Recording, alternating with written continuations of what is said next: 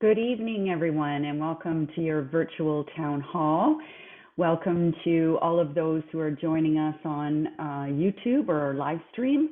And I would also like to say, council and staff, this is our last council meeting of 2021.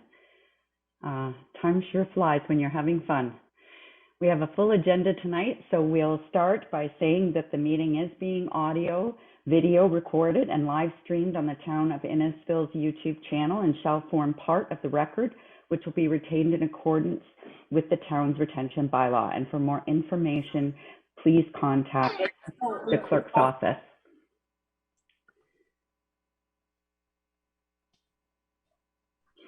The Town of Innisfil acknowledges that we're situated on treaty land that is steeped in rich Indigenous history.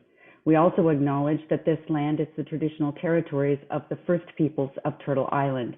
It is shared between the Anishinaabe peoples of Beausoleil First Nation, Chippewas of Rama First Nation, and Chippewas of Georgina Island First Nation, and we thank them for their generations of stewardship. This meeting is still the home to many Indigenous people, and as settlers, we are grateful to have the opportunity to work on this land. The town acknowledges the forced sacrifices that are the foundation of Canadian society today. We are dedicated to honoring Indigenous history and culture and committed to moving forward in the spirit of reconciliation with respect with all First Nation, Métis, and Inuit peoples. The first item on the agenda this evening, Council, is open forum, and we have two people that have signed up for open forum this evening.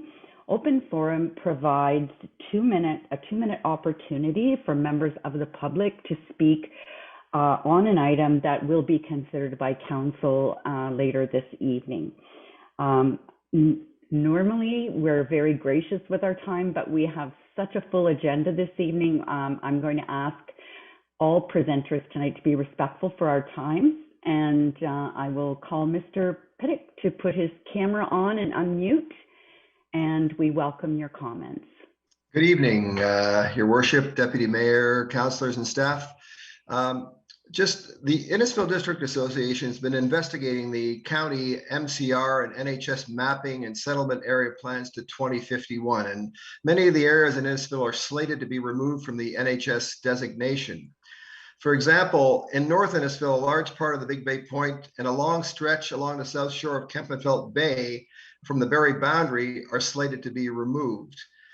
We're concerned about these removals, and we're concerned about smaller parcels of land, 30 to 40 acres, that are easily removed, and the designation of NHS is removed.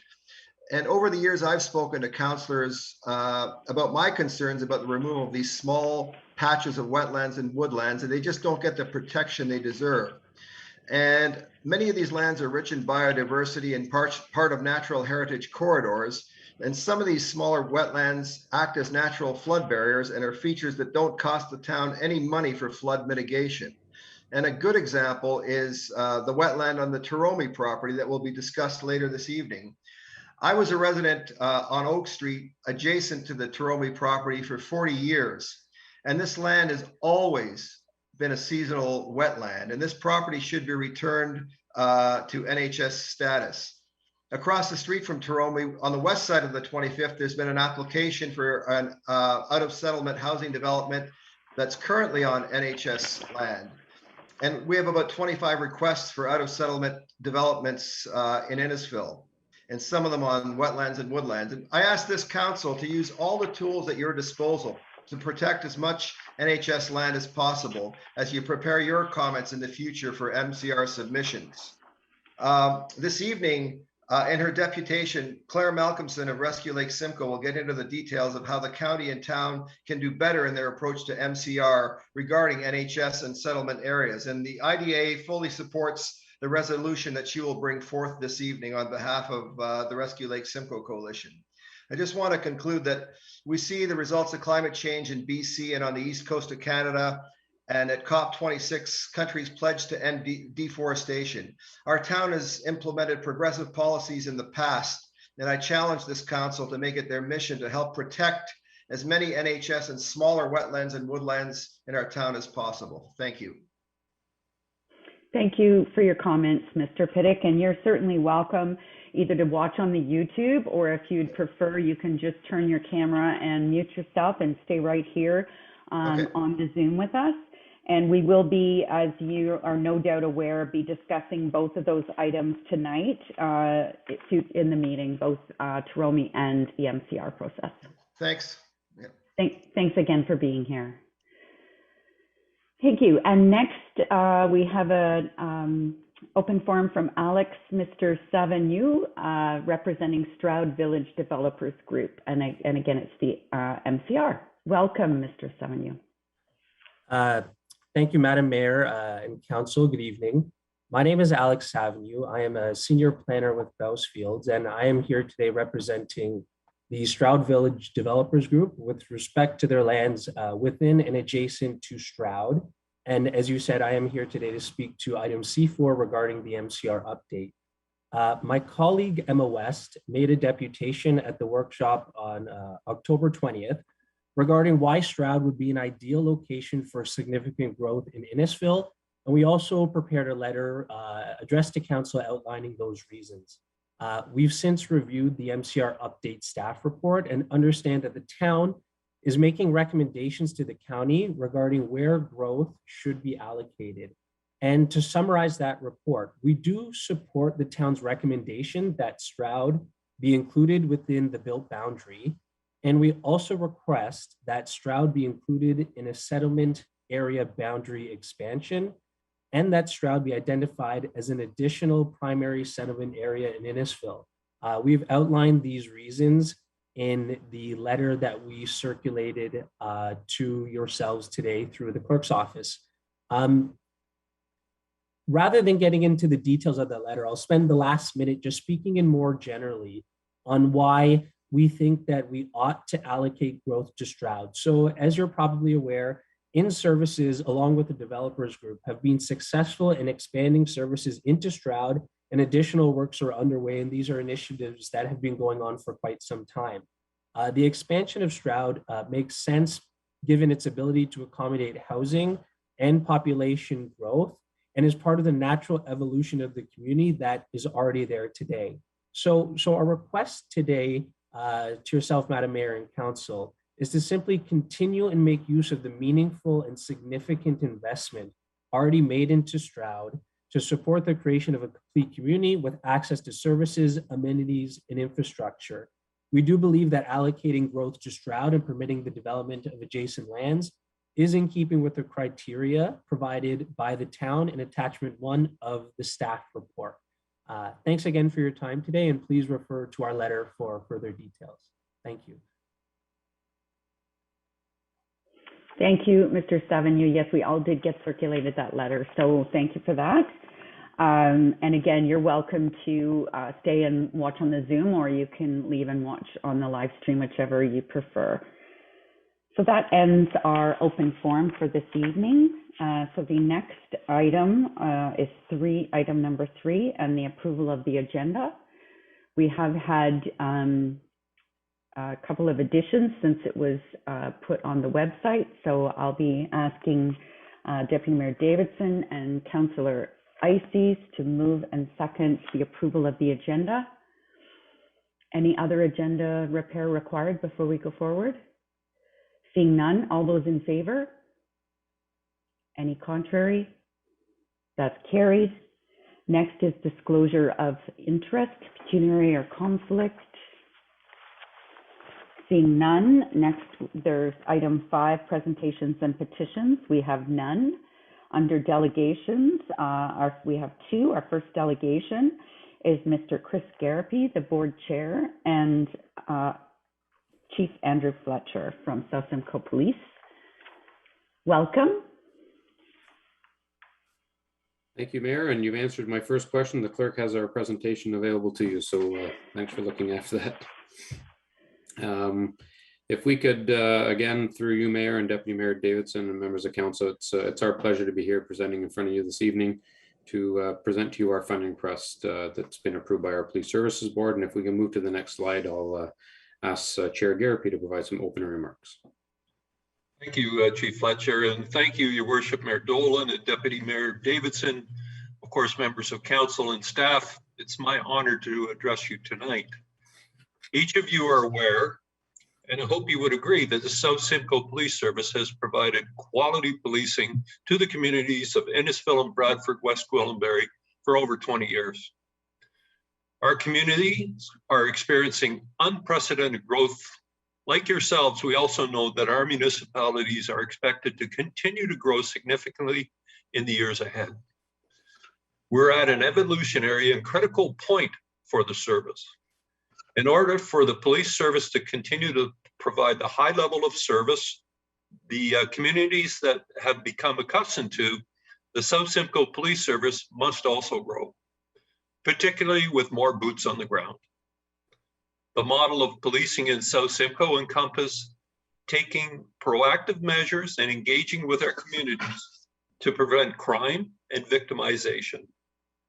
As we become busier, the opportunities for this level of proactive engagement is reduced. Then we will find ourselves returning to a reactive model of policing, which has been shown to be less effective than a proactive model. For our community's sake, this reactive model is not acceptable. We know these types of calls and crimes have been reported, are increasing in severity and complexity, particularly straining our frontline staff, but also those in support roles, such as criminal investigations, or our outreach and support teams, commonly called COAST. The COAST unit has continued to see increases in mental health calls year over year. Our staff levels are becoming strained as our call volume increases due to the near explosive population growth. And we can't expect our crime severity index will also continue to rise if we do not address the growth-related needs.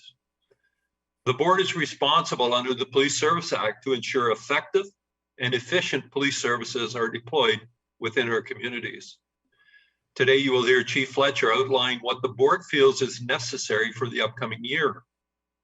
We believe this funding request meets both those mandates and believe this proposal will allow us to continue to be a leader in community safety and well-being. This budget will help prepare our communities for what the future holds. So Chief, I'll turn it over to you, and thank you very much. Thank you, Chair Garapi. And if we can move to the next slide, please.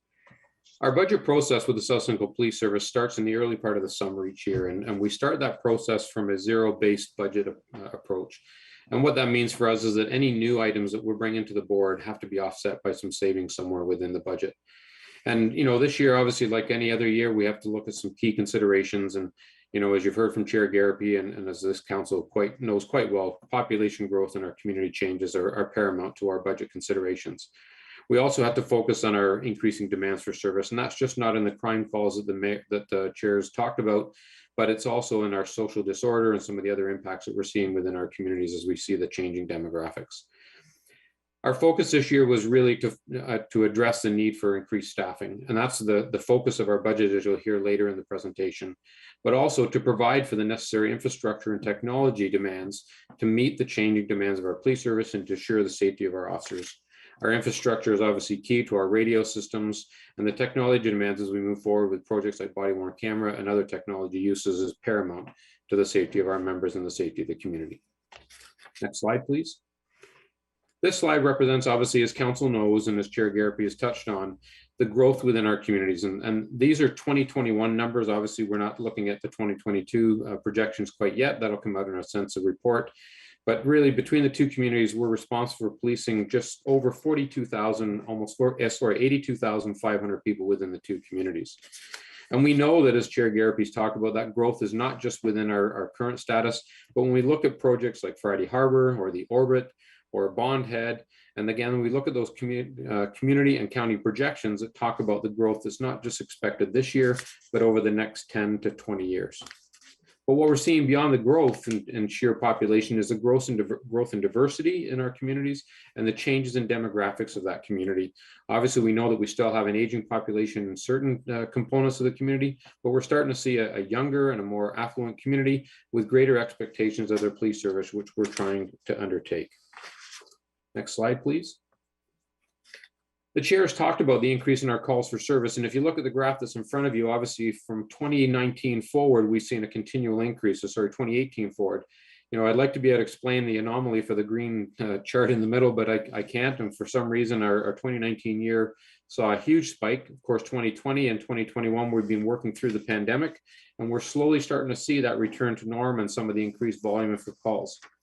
But what, you know, the chair touched on it, and what I want to reflect to council is it's not just the raw reactive call volume, but the ability to respond to those complex calls that we see. Most of the calls that we're responding to these days are what we call two-person calls, whether that's a mental health call with an officer and a crisis worker, or a domestic violence call involving two officers, or impaired driving, or all the other incidents that we deal with in our community.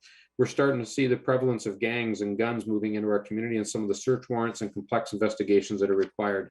When we tie up that number of resources on those type of calls, that doesn't allow as much left for our proactive response, which we like to try and do, such as the RIDE programs or our community engagement and mobilization, which is so key to the model of policing here in Simcoe County. Next slide, please. And of course, as we start to focus on our staffing for this year and being the biggest portion of our budget, we start to look at our comparators around what we call the cop to pop ratio. And you'll see on the top part of the slide that's in front of you, our national average is roughly 183 officers per 100,000 people. The provincial average here in Ontario is 174 per 100,000. And if you look at our neighboring communities of York Region and Barrie, there are 134 and 163 officers per 100,000. Here in South Simcoe, as we presented to our board earlier this year in a staffing report, we're currently holding at 114 officers per 100,000, significantly lower than what we're seeing in the provincial averages in our neighboring partners. And if you look at the second part of the chart below, what we presented to the board in a staffing plan was how we need to grow the organization. And I'm very respectful of the costing that we undertook many, many years ago and the growth that was needed to get back to where we are. But we know that we're not keeping up with that growth in our community. And we're seeing roughly about a 3.8% population growth and only a 2% growth in our police service. So we keep falling further and further behind each and every year. So the plan that was approved by the board earlier this year for our staffing growth was to add 9 frontline officers in 2022 and 2 additional civilian positions. Those 9 officers are all dedicated and focused on frontline policing needs. In 2023, we hope to grow the organization by additional 4 officers, 2 civilian members, and by 2024, an additional 4 and 2 more civilians, which will get us to roughly 123 officers per 100,000, still well below the provincial average and below York Region, but a number that we think is attainable and will allow us to do the work that we need to do in our community. Each police service is very different, and we're focused on what our needs here in this community, and we're satisfied that hopefully with those growth numbers, we will be able to address the demands of the community. Next slide, please. I know there's a lot of information on this slide, and this is the budget that was approved by the Police Services Board at their meeting in November. And I'll just touch on a few quick salient points for you. In the top part of the graph, obviously on the chart there, is the grants and the revenue streams. We're projecting a slight increase over last year as far as revenue streams. What's not captured in here is the most recent announcements on grants for the community safety and policing grants and any other grants that we'll continue to apply for. But we base our budget on what we know and what's confirmed at this point in time. The next bucket beneath that is obviously our salaries and benefits. And you'll note that, there's obviously a significant increase in our salaries for those 9 new officers. We've allocated $560,000 for that growth of the organization. Most people will recognize $560,000 is not 9 officers at $100,000 a year. That's 9 officers starting at a cadet wage and replacing those officers that are going out of the organization in retirement at a higher level, and the savings that we're finding through that attrition that's allowing us to add those 9 officers and 2 civilians this year. We're not changing our overtime, as we hope to continue as we add new officers to address the overtime needs and focus on the demands of service.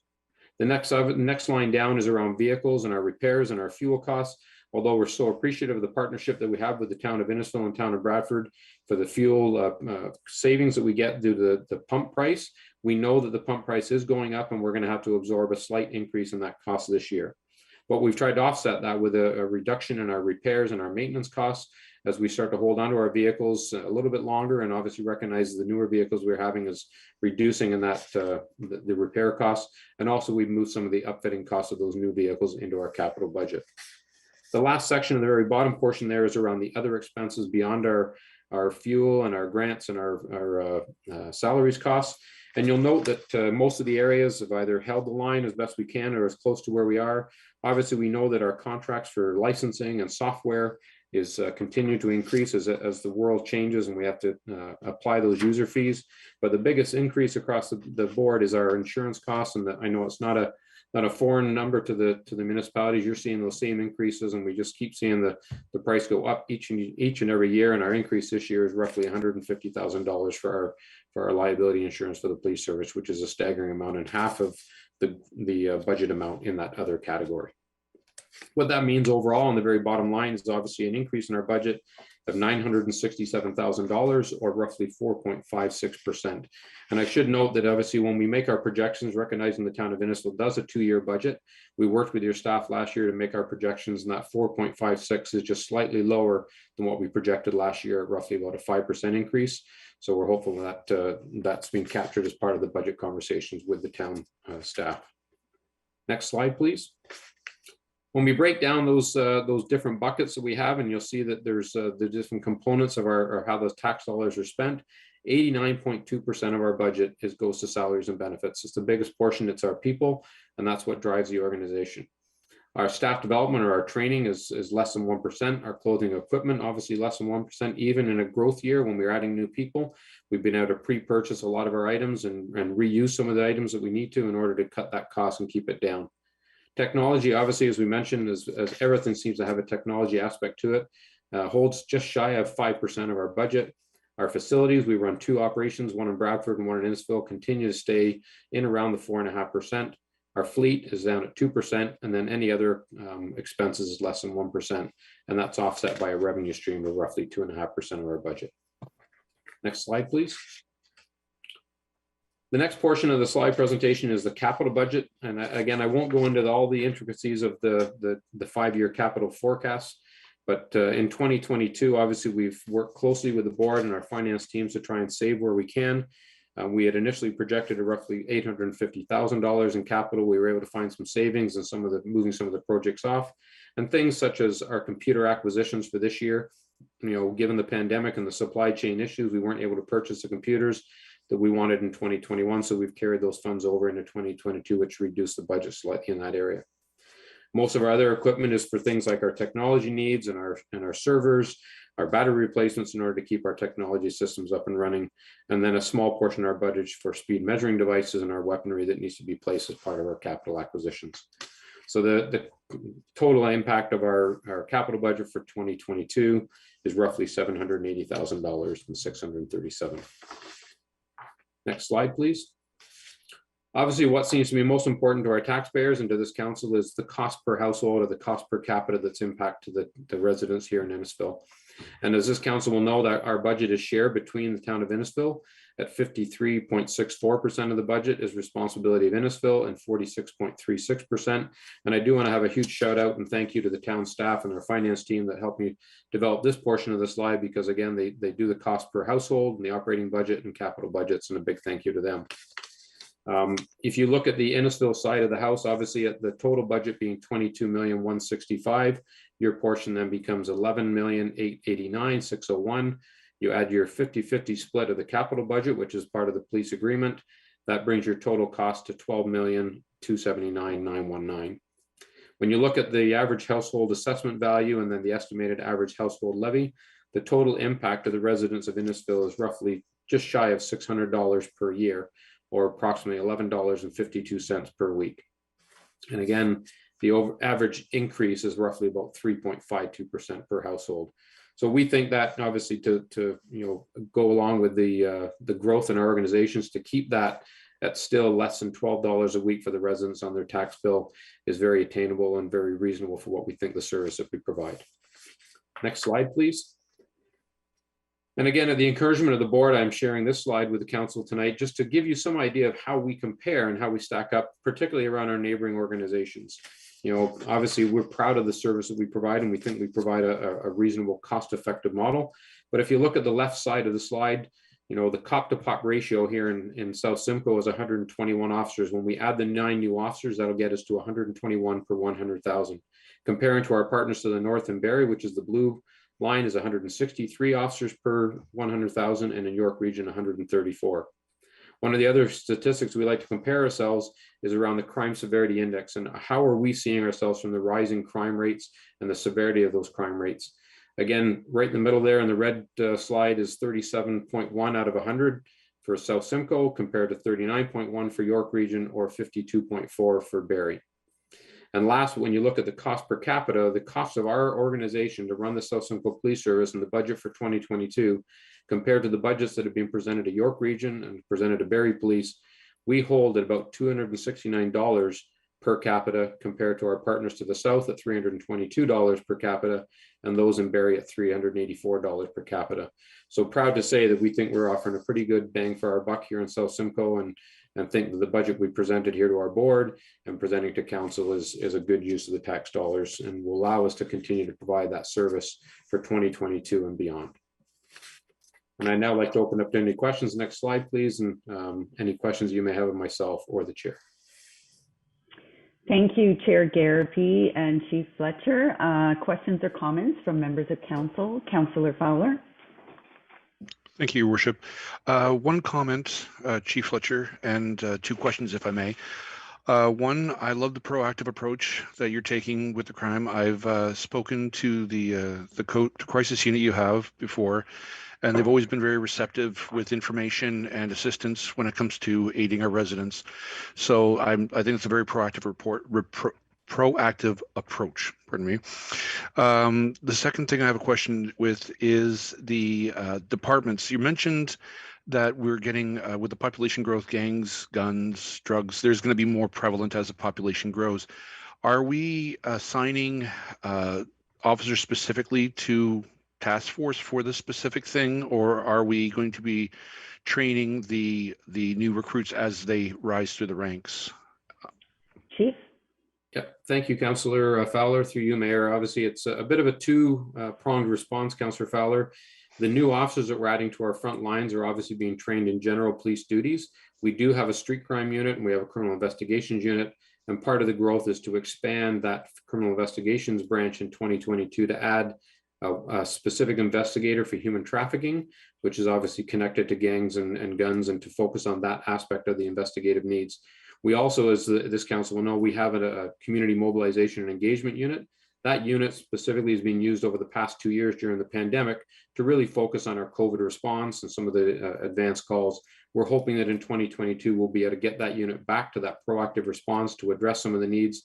And one component of that team, we look at it as the 3 E's. We have an empathy component through our COAST team. We have an education component through our school liaisons and some of the work we do in the community. But the last E is our enforcement team, and that's our offender management component, to address some of those gang members that are being placed in our community on court orders and holding to those court orders, so that we can then either catch them reoffending or breach their probations and send them back to where they came from. Excellent. Another Thank question? Yes, in the 2024 budget, I noticed a significant spike of $6.5 million regarding the new consolidated headquarters.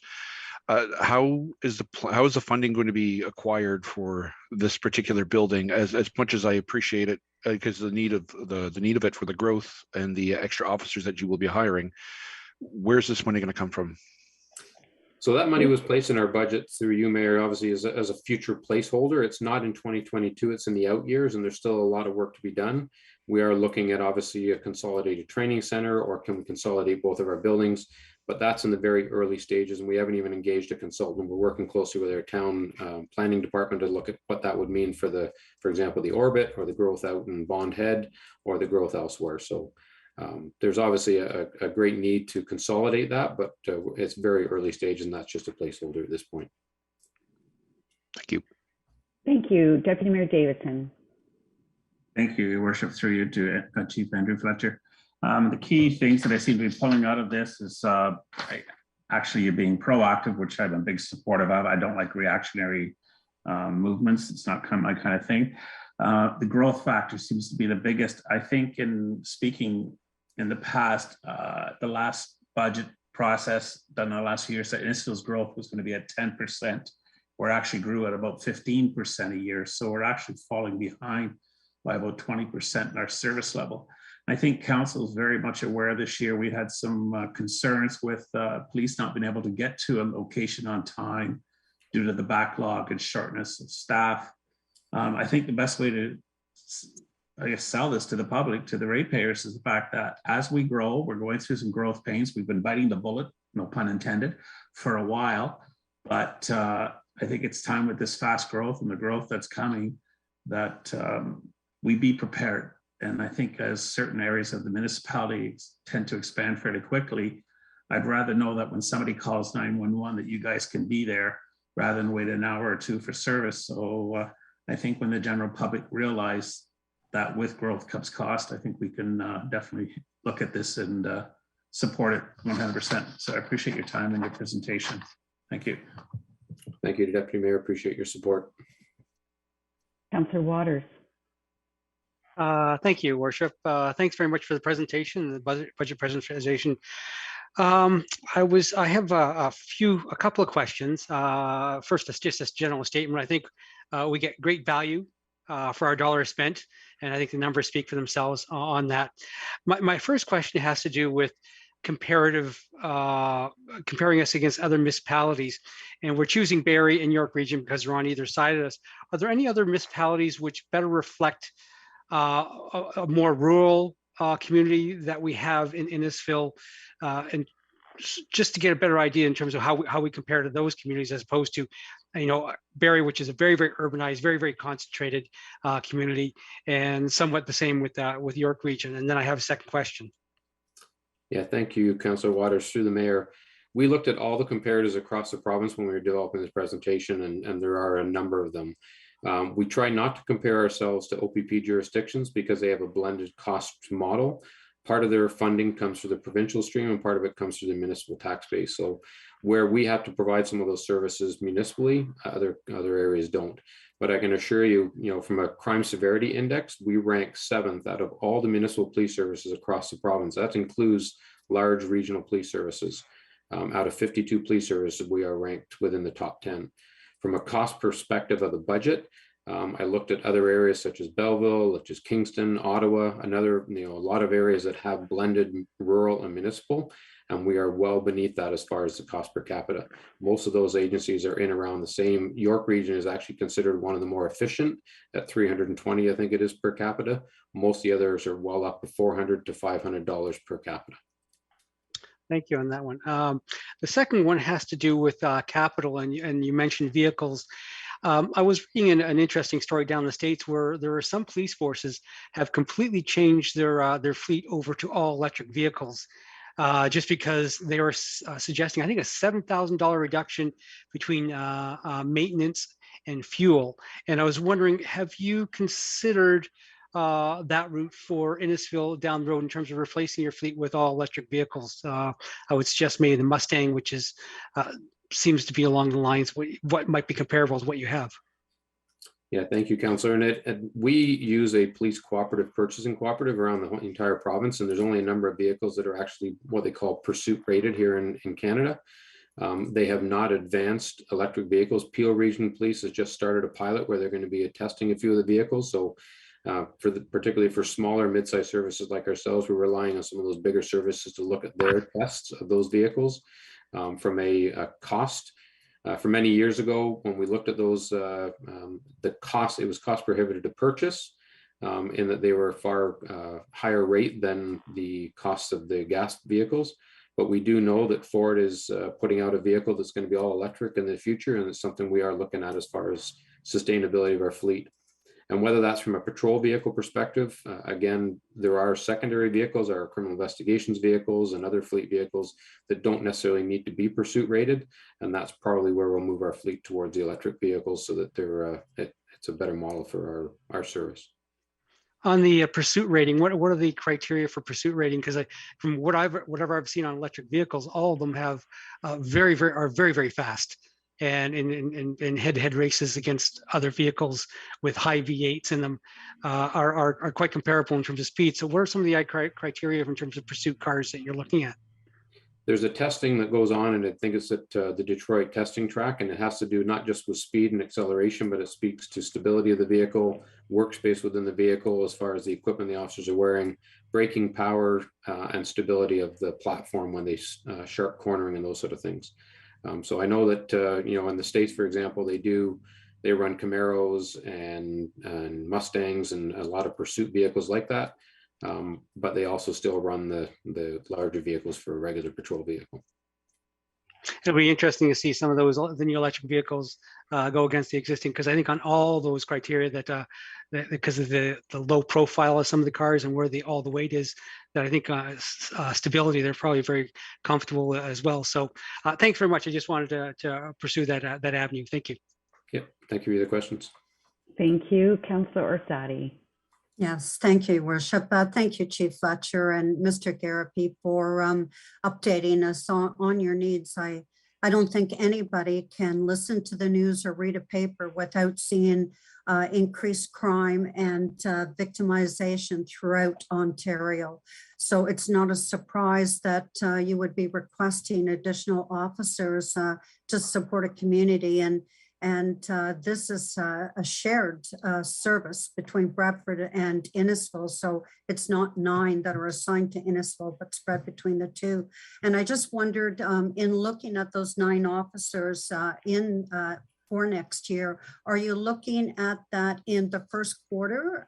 Because I know sometimes in costing, if it's in the second quarter, third quarter, that first year that you're starting that, it just allows a little bit more flexibility in your budget.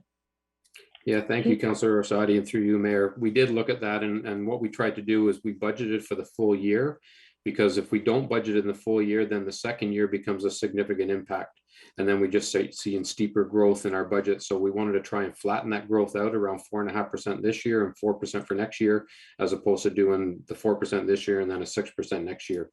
And I think it's also worthy of note that, there's still civilian staff being brought into the organization, because we recognize we want our frontline officers to be on the front line, but we need to support some support staff behind the scenes to do the work that allows our officers to be out there and not stuck in the station doing all the computer work and some of those things.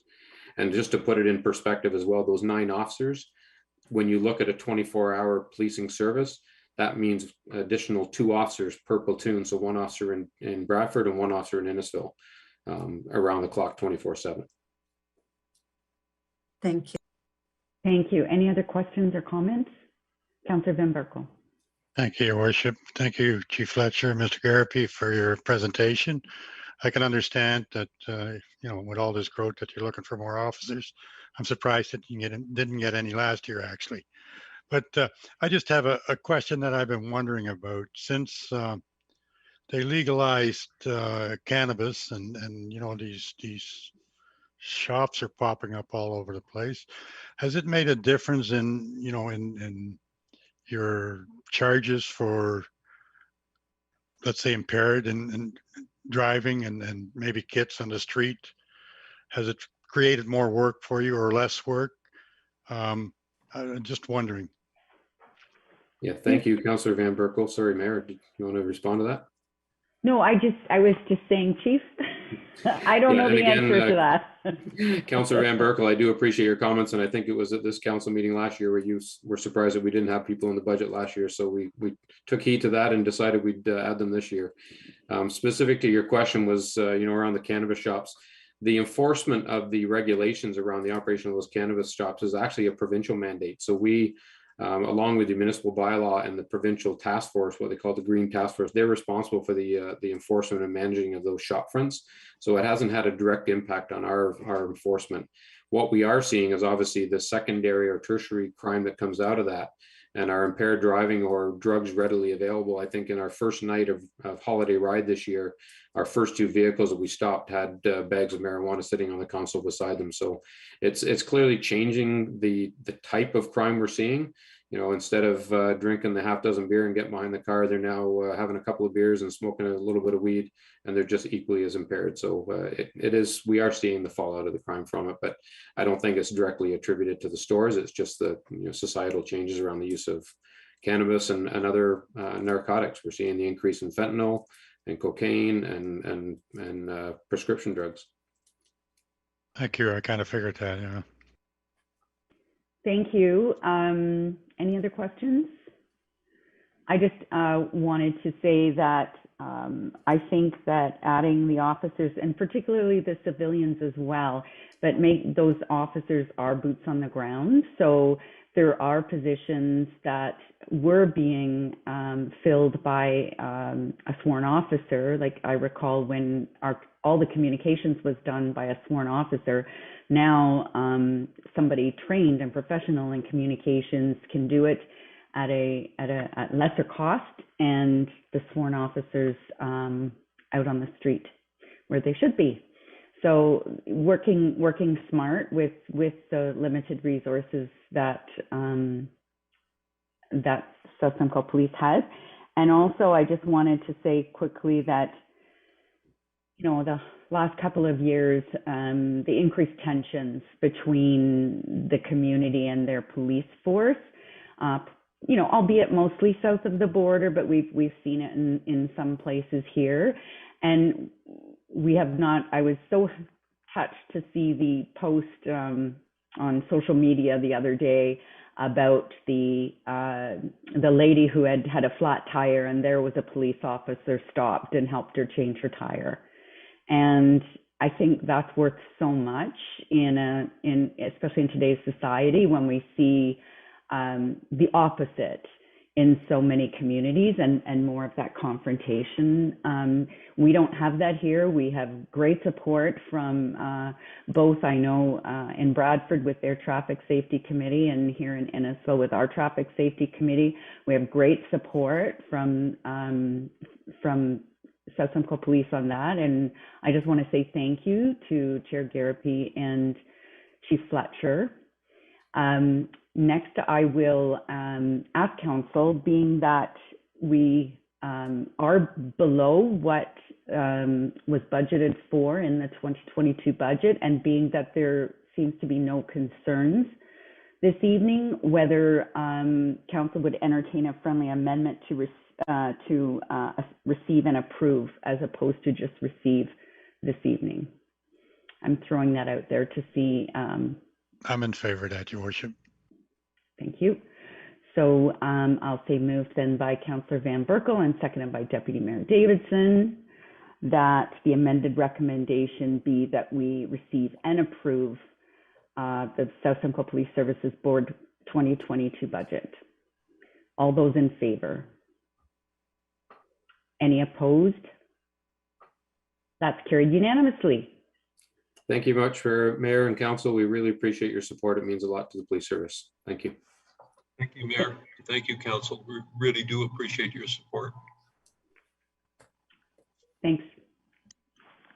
So next on the agenda is Claire Malcolmson from Rescue Lake Simcoe Coalition.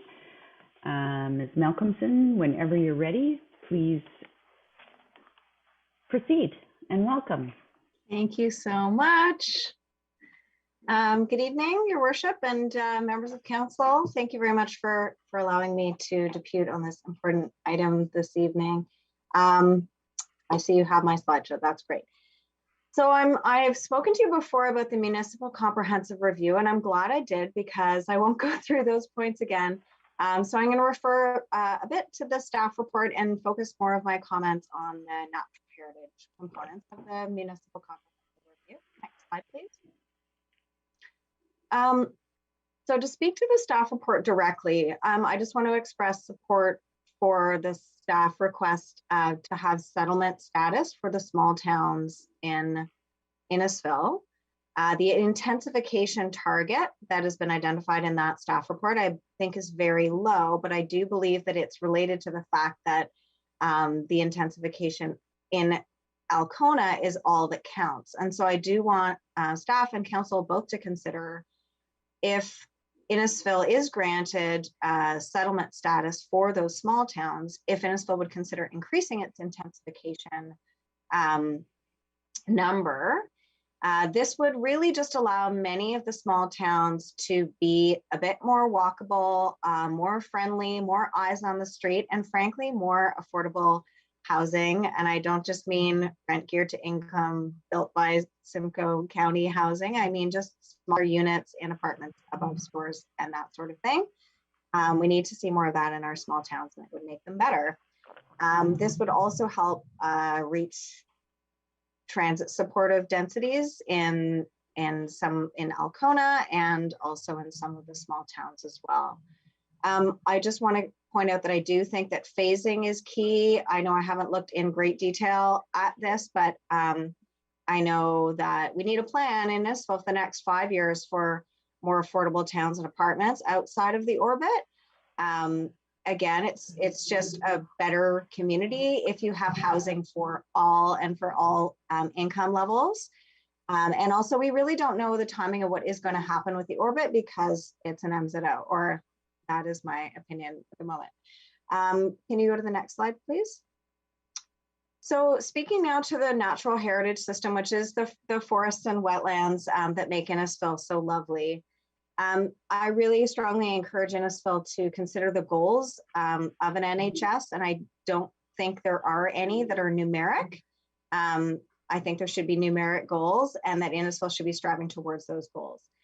Some targets that already exist, or many targets that already exist, specifically, I really would love to see Innisfil moving towards the Lake Simcoe Protection Plan targets, which are to achieve a greater proportion of natural vegetative cover in large, high quality patches, achieve 40% high quality natural cover, achieve protection of wetlands, and achieve naturalized riparian areas on Lake Simcoe streams and shoreline. And so all of that really means no new development in wetlands or forests of any size. This should just not be happening in 2021. Next slide, please. The next slide I've showed you before, it's a comparison of the existing conditions in Innisfil and the Lake Simcoe watershed-wide conditions and the targets. So if we look at the target of wetland, Innisfil is at about half the target, woodland at 28% versus 40%. And we really need to see more land in really well-protected status. Next slide, please. So I want to bring your attention to now this mapping. So Simcoe County received the province's natural heritage system map. And what it appears that they have done is they have just removed any and all registered plans of subdivision. That's why this map looks like it does. There are also, the red indicates removals from the NHS. So I was gobsmacked when I saw this. This is an area of high quality natural cover, of which there are very few. There are really only two in, well, three, I think, in Innisfil. This is the biggest shoreline one, and we can't afford to lose this forest. And believe me, the residents flipped out when I pointed this out. And so the ridiculous thing that has happened is that Simcoe County just put all of the registered plans of subdivision on this map, as far as I can tell. Whether they had any chance of being developed or not, really, it's sloppy, and it created a gigantic amount of work for me and grannies. Like, it's not fair to have us do this work. Anyway, we have done a ton of work, and we've now talked to Mary Nordstrom. Thank you. She has gone through and identified how old some of these registered plans of subdivision are. Many of them go back to the 1920s when we didn't have a climate emergency. So this work really does represent a lot of community concern. I hosted a webinar. There were lots of people from Big Bay Point. Friday Harbor was used as a justification for removal of natural heritage at Big Bay Point. That development has ruined the community that once existed there, I would argue, and it is not fair to have it happen again.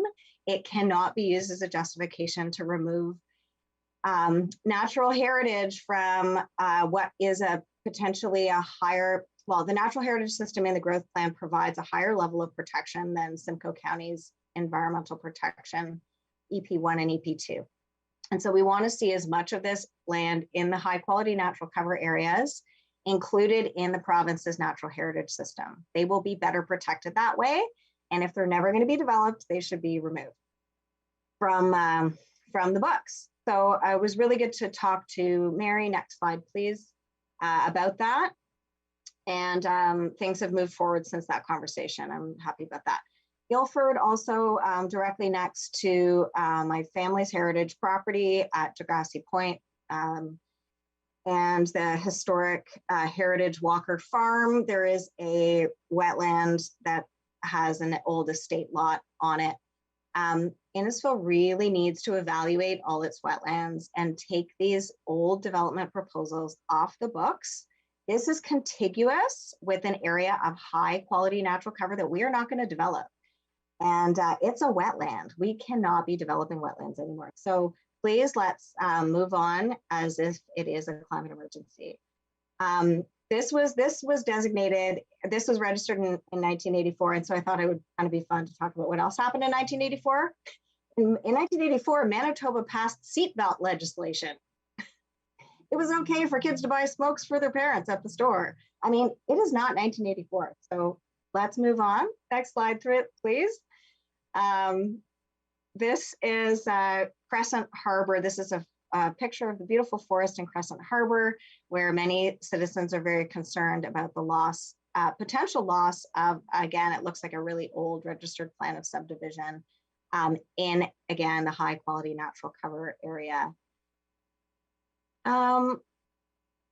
So in summary here for the natural heritage system, I just want to lay out some priorities, and they're on the next slide. So no removal of natural heritage system around the orbit between Alcona and Lefroy. No to development permissions on Leonard's Beach wetland, which sounds like it's in play and it has been moved forward more recently, which is really not good. I'll speak a bit to Taromi later. Yes, to please evaluate all the remaining wetlands you have. They have been mapped by the province. They just need to be dealt with appropriately at the policy level. And also yes to intensification in the small towns to create more compact, sustainable, and affordable development. The next slide, please, very briefly, the Taromi project. This site is of high ecological significance and groundwater recharge, whose future urban designation has been questioned by many. If the timing works, we strongly advise the town of Innisfil to put an end date on the negotiations with the landowner. If he does not submit a development proposal that meets the town's terms as per the staff report on this item today, please remove the future urban designation on the property and add it to the natural heritage system, if possible in 2022, at least in Simcoe County's EP1 category, and have it included in the growth plan's natural heritage system at the next municipal comprehensive review. Next slide. Summary of advice here: protect natural heritage systems. You have to develop some numeric targets, support the request that high quality natural cover get protected, accepting approved plans of subdivision that conform to the growth plan of today and that are contiguous with existing settlement area boundaries, and identify and remove old plans of subdivision that do not conform to the growth plan. Really, it's just ridiculous. It's not Innisfil's fault, but if Innisfil could clean that off your slate, this cannot really happen again at the Simcoe County level. This is really like downloading responsibility to citizens in a really inappropriate way. So I did, on the next slide, there is a draft resolution. I'm going to leave it to members of council who I've been talking to today and talking with Mary Nordstrom about how to make good on Innisfil's promises when you brought in the orbit to build up, not out, and to protect natural heritage. We're really looking to you to make good on that promise today. So that is all I have. Thank you very much. I'm just gonna, if you can click on the link in the next slide, if there are any questions during that time, that would be great. You can see the evaluated and unevaluated wetlands. So you can play with that. You can open it up if you want. If there are any questions, I'd be happy to take those. Thank you very much. Thank you so much for your presentation. And questions or comments from members of council. Councillor Ices. Thank you, Worship, and thank you, Ms. Malcolmson, for your delegation. It's definitely an important topic as we deal with climate change and developing the town of Innisfil in a sustainable way. So my question is a little bit with my background in agriculture, just trying maybe to understand the natural heritage system and how it relates to agricultural lands, because as you know, they're together in different properties and throughout the town, and they are the greatest land area that we have as well. So can a natural heritage system have an agricultural component to it? Are there recommendations on how landowners and farmers can improve that system? That would be my question to you. Okay, Ms. Malcolmson? Thank you very much. Through you, Your Worship. Yeah, good question. So the province has mapped the natural heritage system, and it's being refined right now at the county level. And then Innisfil has a chance to provide feedback on that to the county by January 14th, which is why there is some urgency on taking action on this now. There is also an agricultural system map that has been developed by the province, and that should be something that your council should be able to review in the same way. I've been studying the growth plan and the natural heritage system. So agricultural uses are permitted in the natural heritage system. Significant additions of farm buildings may be restricted, but I think it's basically pretty permissive. So I would just encourage you to look at the growth plan. It's now called A Place to Grow, and it is the 2020 version. And there is a section on the agricultural system. And you'll find all the policies that apply to the natural heritage system and to the agricultural system in that policy. But maybe the planner could speak to this too. Thank you. Thank you. Other questions or comments from Ms. Malcolmson? Seeing none, can I ask Councillor Van Berkel and Councillor Arstadi to receive the delegation with thanks? Thank you. All in favor? That's carried. Thanks again. I can't imagine that the MCR won't be pulled tonight, Ms. Malcolmson, so you're more than welcome to stay on the Zoom with your camera off if you'd like, or watch it on live stream. And also a reminder of the special council meeting that County Council is having tomorrow at 1 o'clock regarding the MCR process. Right. Thank you very much. Good night. You're welcome. Good night. All right, then, Council, we're on item 7. Updates from County Council, any associations, anything on behalf of the municipality. Councillor Waters. Thank you, Your Worship. I have one item to address, and that has to do with the Lake Simcoe Region Conservation Authority Conservation Awards that were held about 2.5 weeks ago. And I must say I'm quite proud of the fact that Innisfil was well represented at the awards. In fact, 4 awards were given out to either families, individuals, or institutions. And so I just very quickly, I would like to just mention what the awards were for and who they were. So for a Healthy Land Award, Donnie Chowder and Gail Lauder, who are ice hut owners around Lake Simcoe, received that Healthy Land Award. Innisfil, which owns a beautiful piece of property on Lake Simcoe and has done an excellent job in terms of return the savanna ecosystem back in the area, also received a Healthy Land Award. The town of Innisfil, believe it or not, won an award for 3 restoration projects that we did. So I congratulate the staff who worked on those projects. So well done in terms of showing that Innisfil does care, and not only the residents, but also the staff who work for us. So congratulations to them.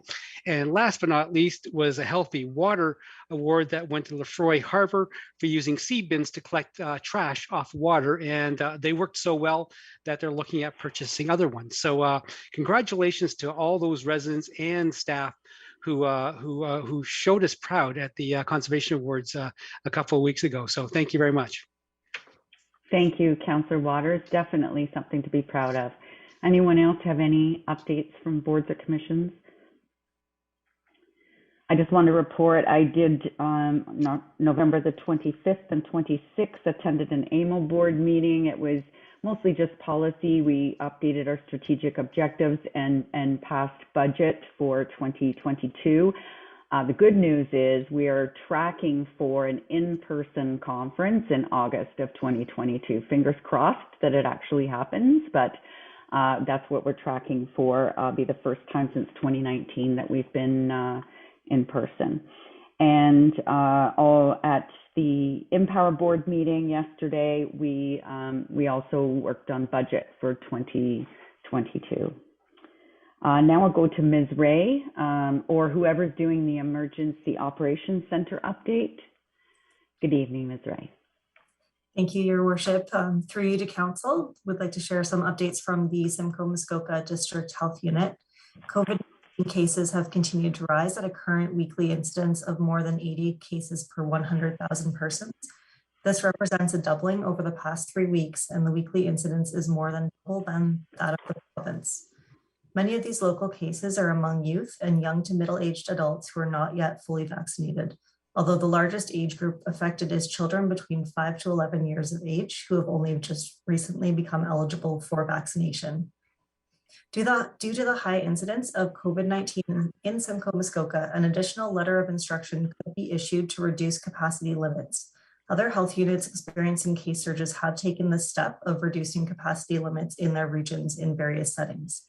The SMDHU is calling upon businesses, organizations, and individuals to do all that they can to avoid the need for further restrictions. A formal letter was shared publicly December 3rd, 2021, outlining, reiterating, and reminding organizations, businesses, and individuals of the public health measures, including vaccination, that will help us see a reversal in the case incidence rate across our region. That letter is available on SMDHU's website. The Ontario government, in consultation with the Chief Medical Officer of Health, is extending its pause on the lifting of capacity limits in remaining higher risk settings where proof of vaccination is required. This pause is necessary while the province continues to monitor trends in public health and healthcare indicators, and as we learn more about the Omicron variant. Thank you so much, Ms. Ray. Any questions? Anyone else have anything they'd like to add? Seeing none, we'll get down to the meat of it then. So we'll move into item 8, which is our consent list. So we'll go through all of the staff reports that are on tonight's agenda. Council can ask questions of these items and not pull them, or pull them and we'll go into committee of the whole shortly and debate those items. If we don't pull and debate anything, that means at the end of the council meeting, it will be passed. So we'll start with item A1, the special council meeting minutes from November 17th. A2, the council meeting minutes dated November the 24th. B1, the report from the Remembrance Day Working Group Committee. B2, the report from the School Zone and Traffic Safety Advisory Committee. B3, the Innisfil Beach Park Ad Hoc Committee. B1, the proposed fireworks bylaw amendments. Deputy Mayor, do you want to refer to committee or comment? You're on mute, Deputy Mayor. Didn't hit the button hard enough. Through you, Your Worship.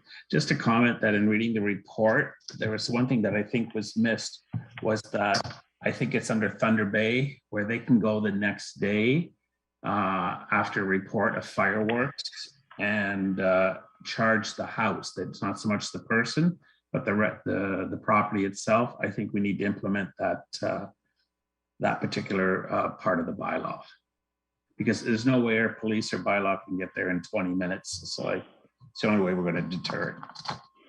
I think that is in the recommendation, item C4, but I'll ask Mr. Vickers to confirm.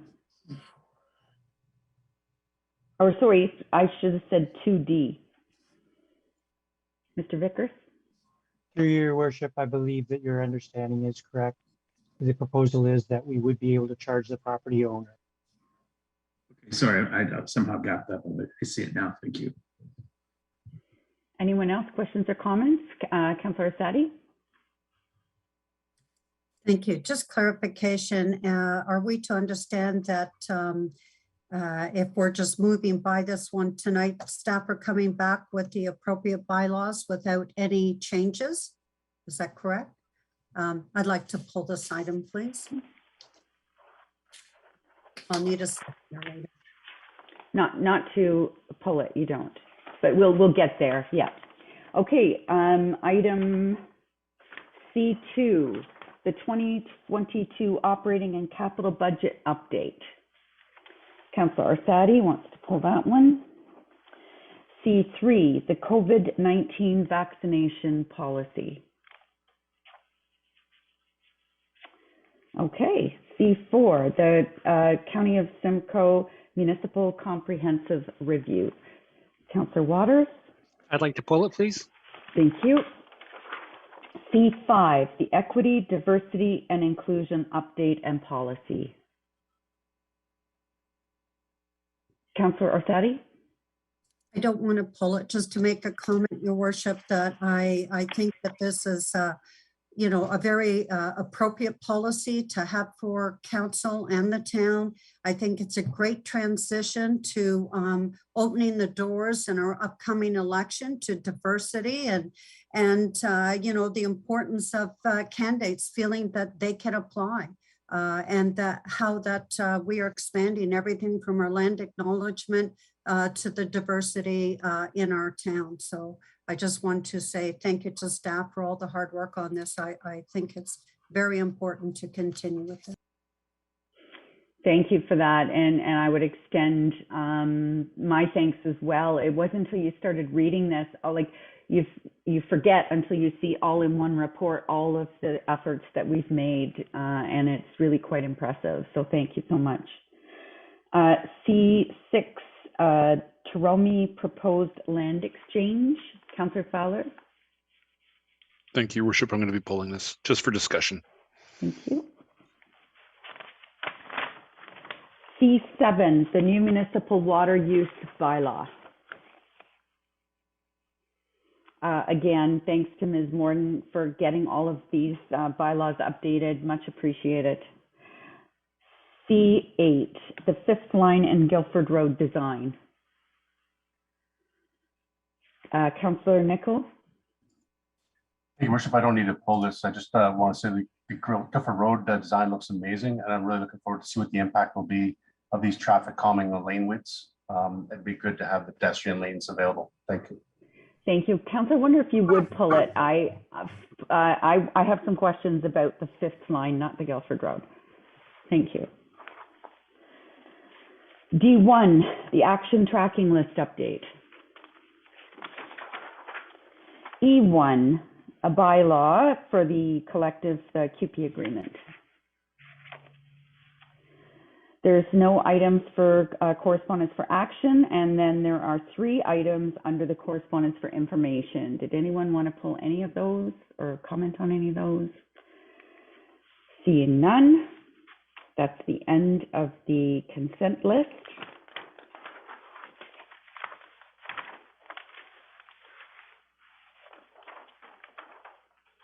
So I'm showing items C1, C2, C4, C6, and C8.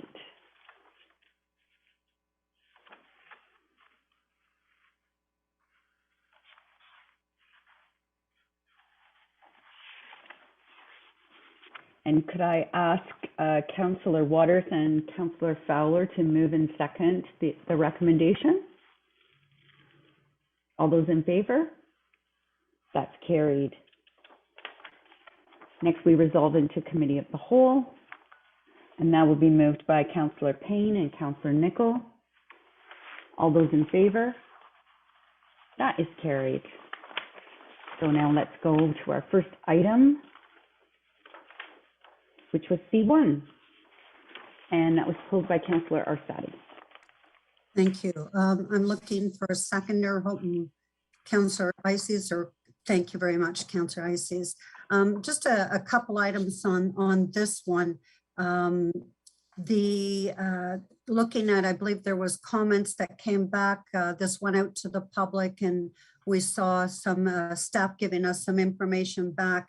And there was concern by the public and recommendations for shortening the duration of the time for allowing the fireworks. And I think that's a good recommendation from dusk to 11 p.m. And so I just like to look at, discuss that and make that recommendation. Also, because we're adding on, this whole thing started because residents are concerned with the number of fireworks that we have that are getting uncontrollable and hard to manage. And we are being inclusive and considerate of diversity in our community and adding some dates that are recommended by staff. But I'm just wondering, and going back over this, having this on Victoria Day and Canada Day as regular holidays, but I'm really wondering, I didn't see New Year's or New Year's added back in here, but I think that recommending that there not be, that we remove the fireworks from New Year's Eve. I think there was even a notification, mention in here allowing New Year's Eve until 1 a.m. When you're talking about children and animals and those are the two concerns I had with the New Year's and shortening the time from dusk to 11 p.m. Sorry. Mr. Harris, any comments? Thank you, Your Worship. Through Your Worship, to Councillor Arsati. Just clarification on the time that fireworks can be let off. So the bylaw does currently have restrictions in it that they can only be let off from dusk to 11 p.m. on the main day. So that is one of the current restrictions we do have. Okay. And then, sorry, just clarification in this report, going back over. So this is now just keeping it to candidate, just clarification for our community as well. The day of Canada Day, the day of Victoria Day, and it would be the Lunar New Year, Diwali, I may not pronounce these correct, Eid al-Fitr, sorry, to the holidays. And are those holidays, those extended holidays, are they one day? Because some of those nationalities have a 5-day celebration in other communities. Mr. Harris? Through Your Worship, to Councillor Arsati. So yes, it is just the 1 day for those additional days. And then just clarification on New Year's. You're removing New Year's Eve in this report. Mr. Harris?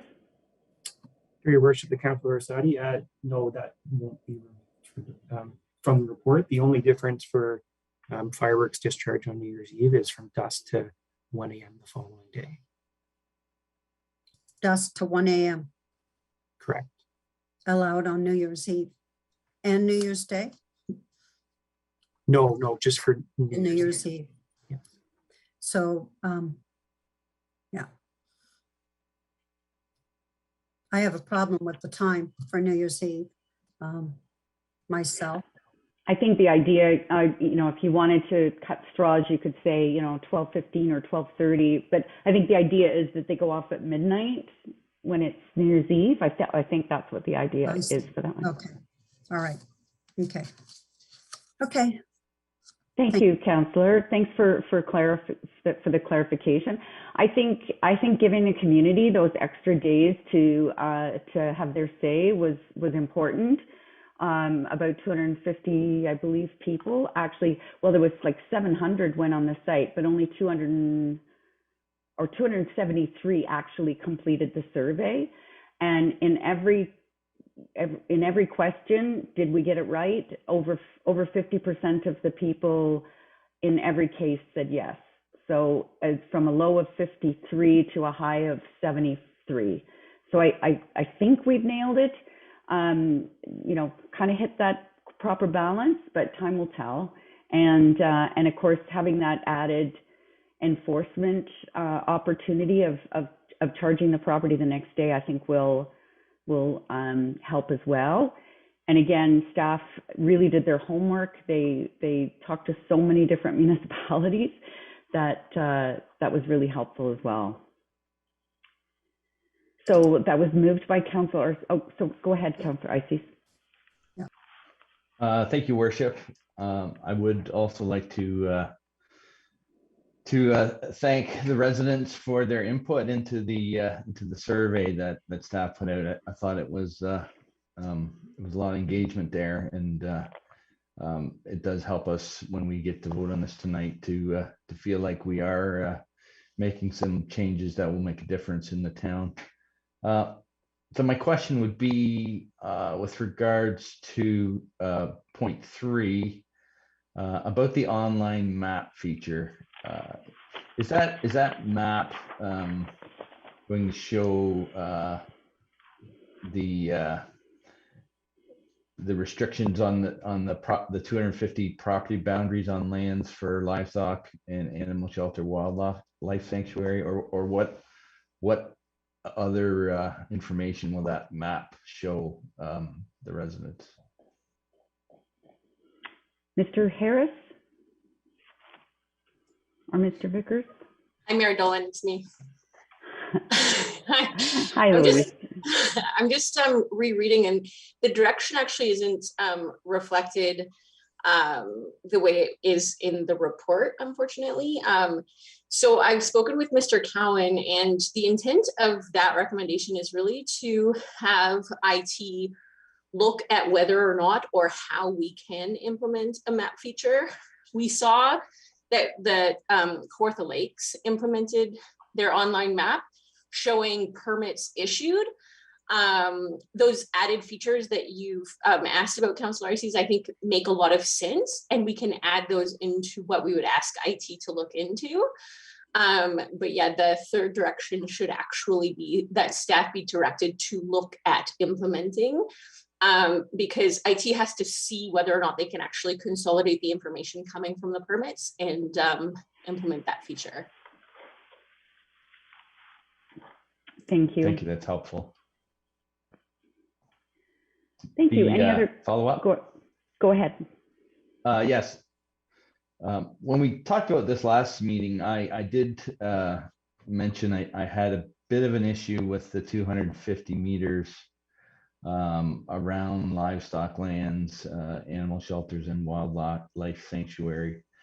And I would like to introduce a friendly amendment to make that 500 meters, just with respect to the impact that fireworks have on livestock. That would be a better recommendation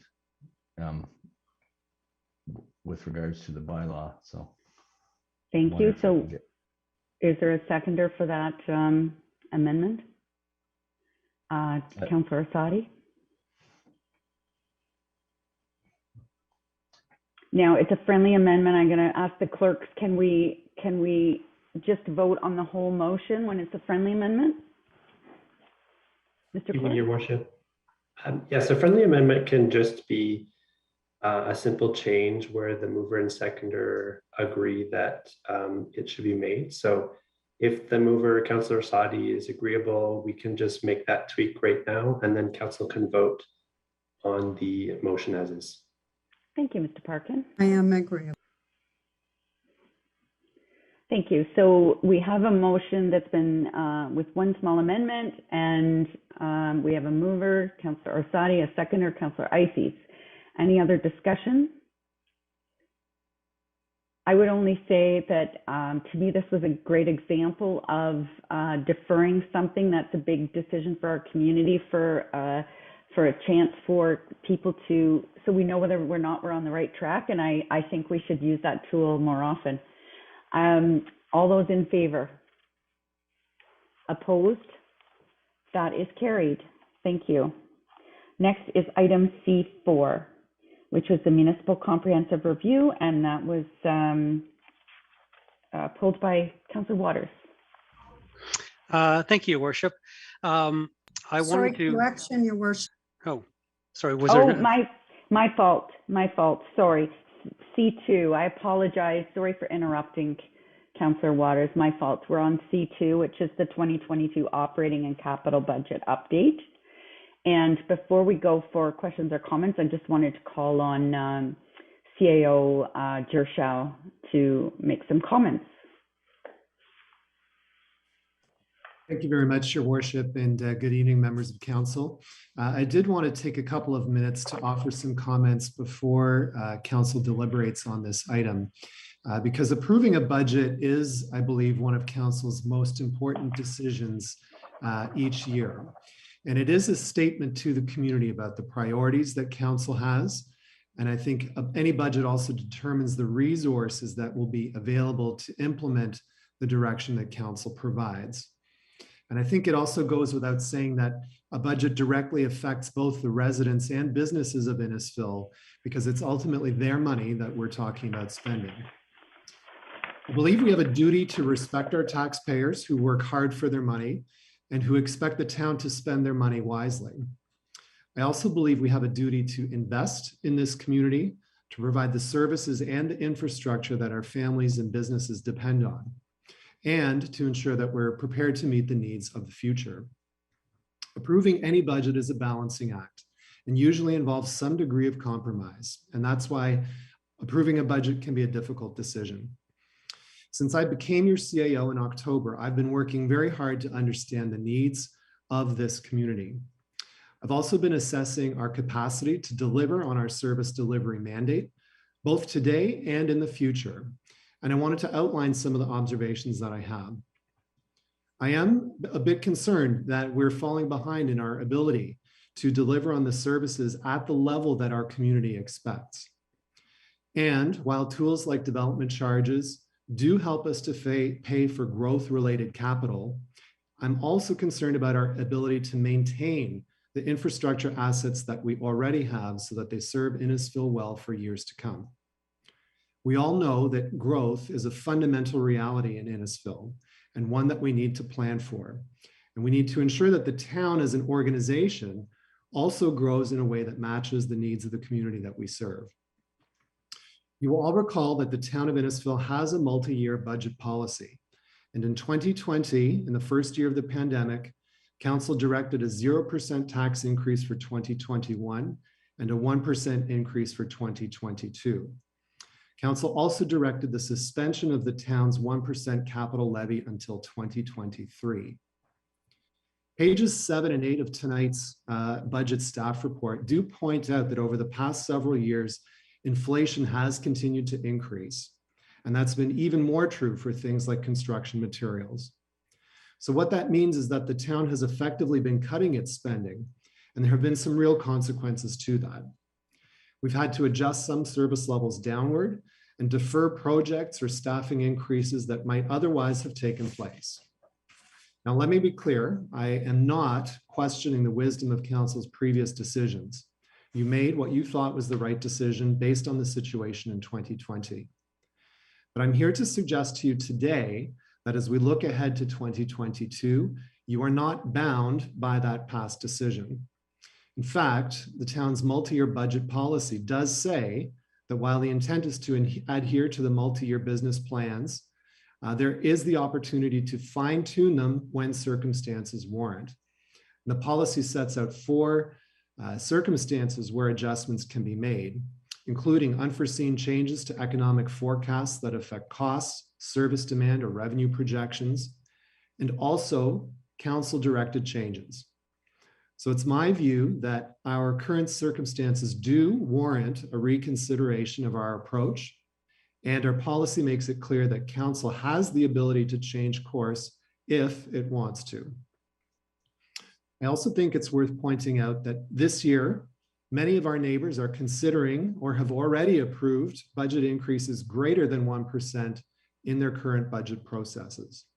So for example, Simcoe County has approved a 2% increase, City of Barrie 2.94%, Bradford West Gwillimbury 2.98%.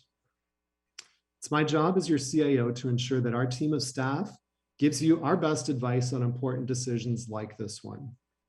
And it's my advice that council reconsider its previous budget decision for 2022 and instead consider a property tax increase greater than 1%.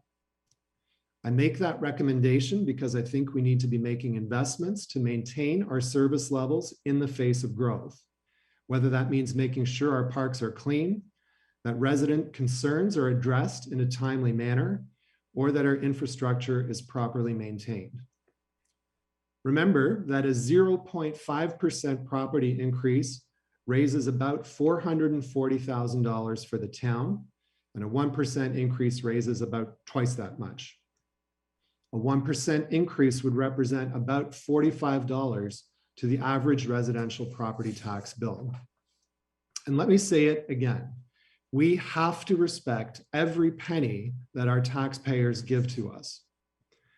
But I also think it's important to note that underinvesting in our community is a slippery slope. And with each year that passes by, it gets harder and harder to catch up. I want to acknowledge that a tremendous amount of work has already been done to prepare a budget that is consistent with council's prior direction to limit our tax increase to 1%. And the budget that is on the table tonight and reflected in the staff report does reflect that direction. What I'm sharing with you now is my personal advice that you reconsider that direction moving forward. So in conclusion, and before the discussion begins, I believe that tonight council has an important decision to make, and we as staff are looking for your direction. We are at a fork in the road. We can stick with the previous decision to adopt a 1% tax increase, or we can choose to do something different. If you want to stick with the previous 1% tax increase, you can approve the budget that you have before you tonight. If you do want to do something different, then we would like to hear from you specifically with your thoughts on what the increase should actually be. Hearing your views on the number would be ideal. As the staff report suggests, there are a few options on how the budget could be changed. So for example, we could allocate any additional resources to the operating budget. We could also resume our capital levy 1 year earlier, and so on. I would also point out that council can choose to adopt the capital budget as presented tonight, which would allow procurements on those planned projects to proceed immediately and defer the approval of the operating budget for further deliberation. If we do go down that second path that I mentioned, we would not be approving the operating budget tonight, and instead we would take your direction and staff would bring back a revised budget in January. Both of these roads are completely valid options, and there are certainly pros and cons for each of them. As I said at the outset, this is a difficult decision before council tonight that will have many consequences through the coming year. All of us staff are here to support you in that decision and to answer your questions, and I will thank in advance Mike Melanishin and Audrey Webb for their assistance through this whole process. So with that, I'll turn things back to you, Mayor Dolan, and we'll look forward to a good discussion. Thank you, Mr. Gershow. I'll now go to the Councillor Orsatti, who pulled the item. Thank you very much, Your Worship. I'm hoping that my mover will be our Deputy Mayor Davidson. I see him nodding.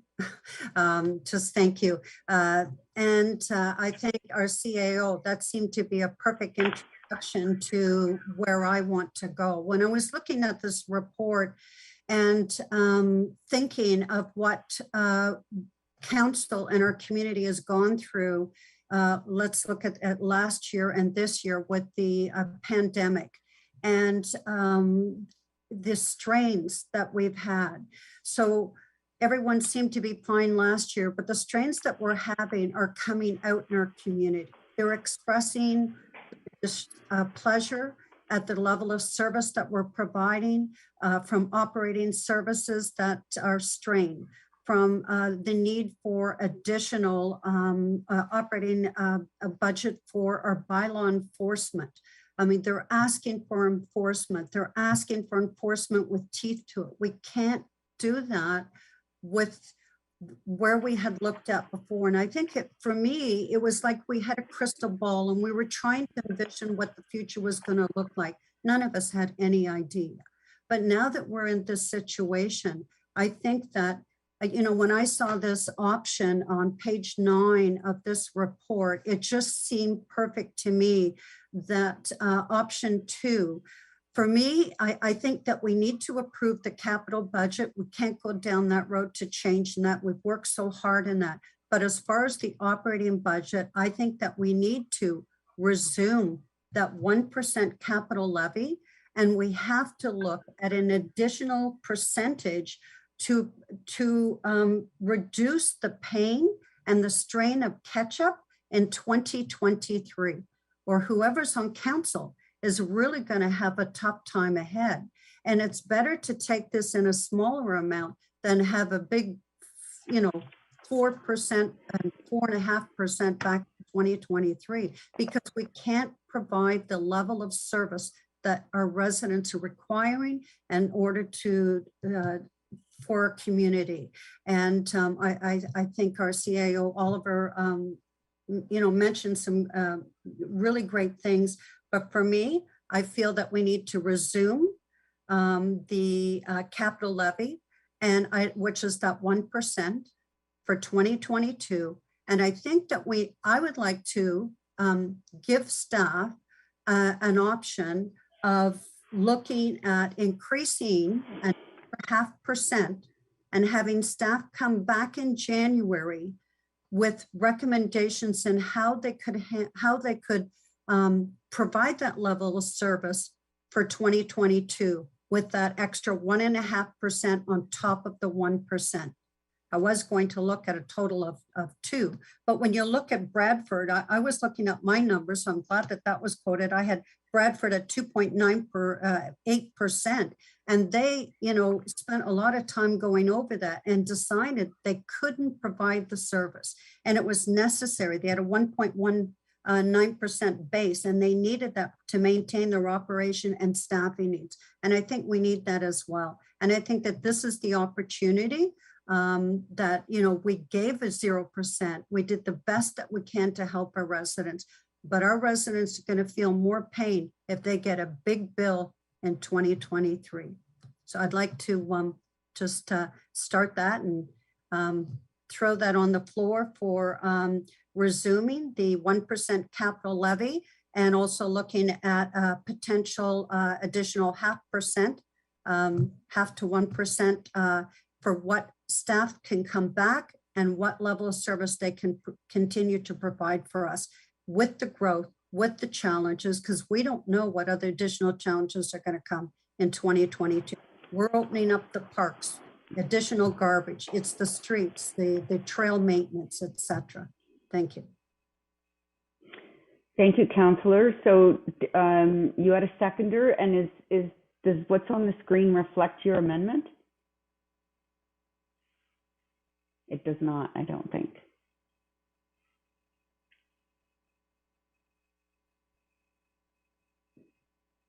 Did you put forward an amendment, Councillor Sadi? I did give one to clerks. Yep, here we are.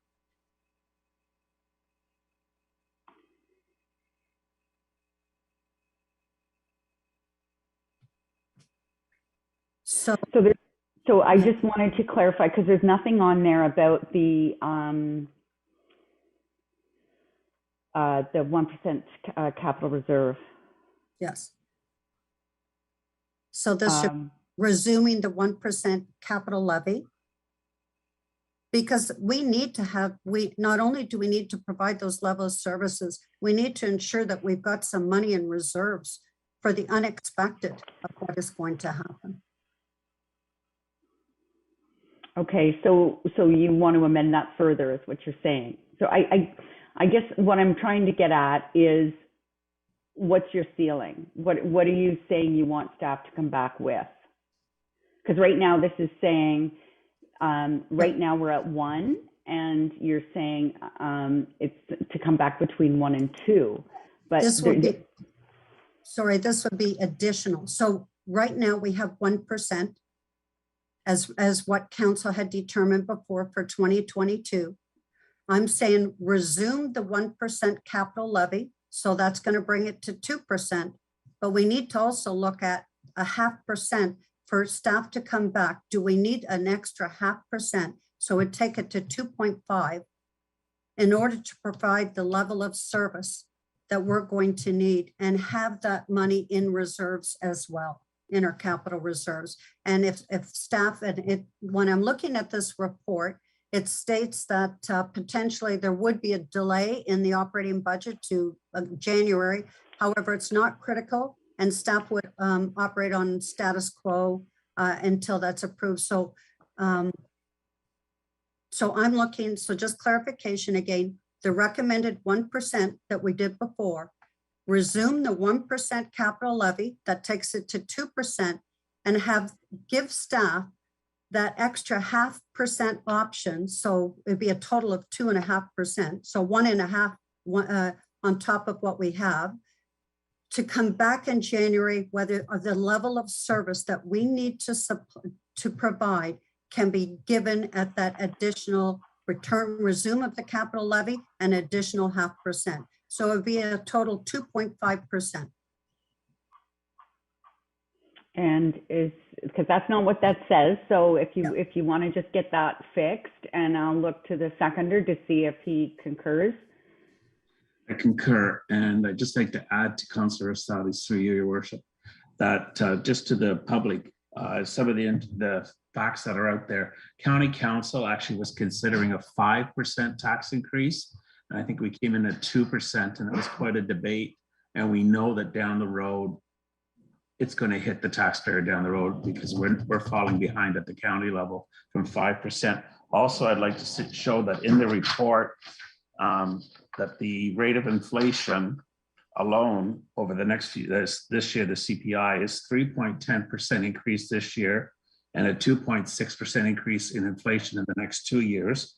And also with construction, we were looking at a 11% increase alone in construction.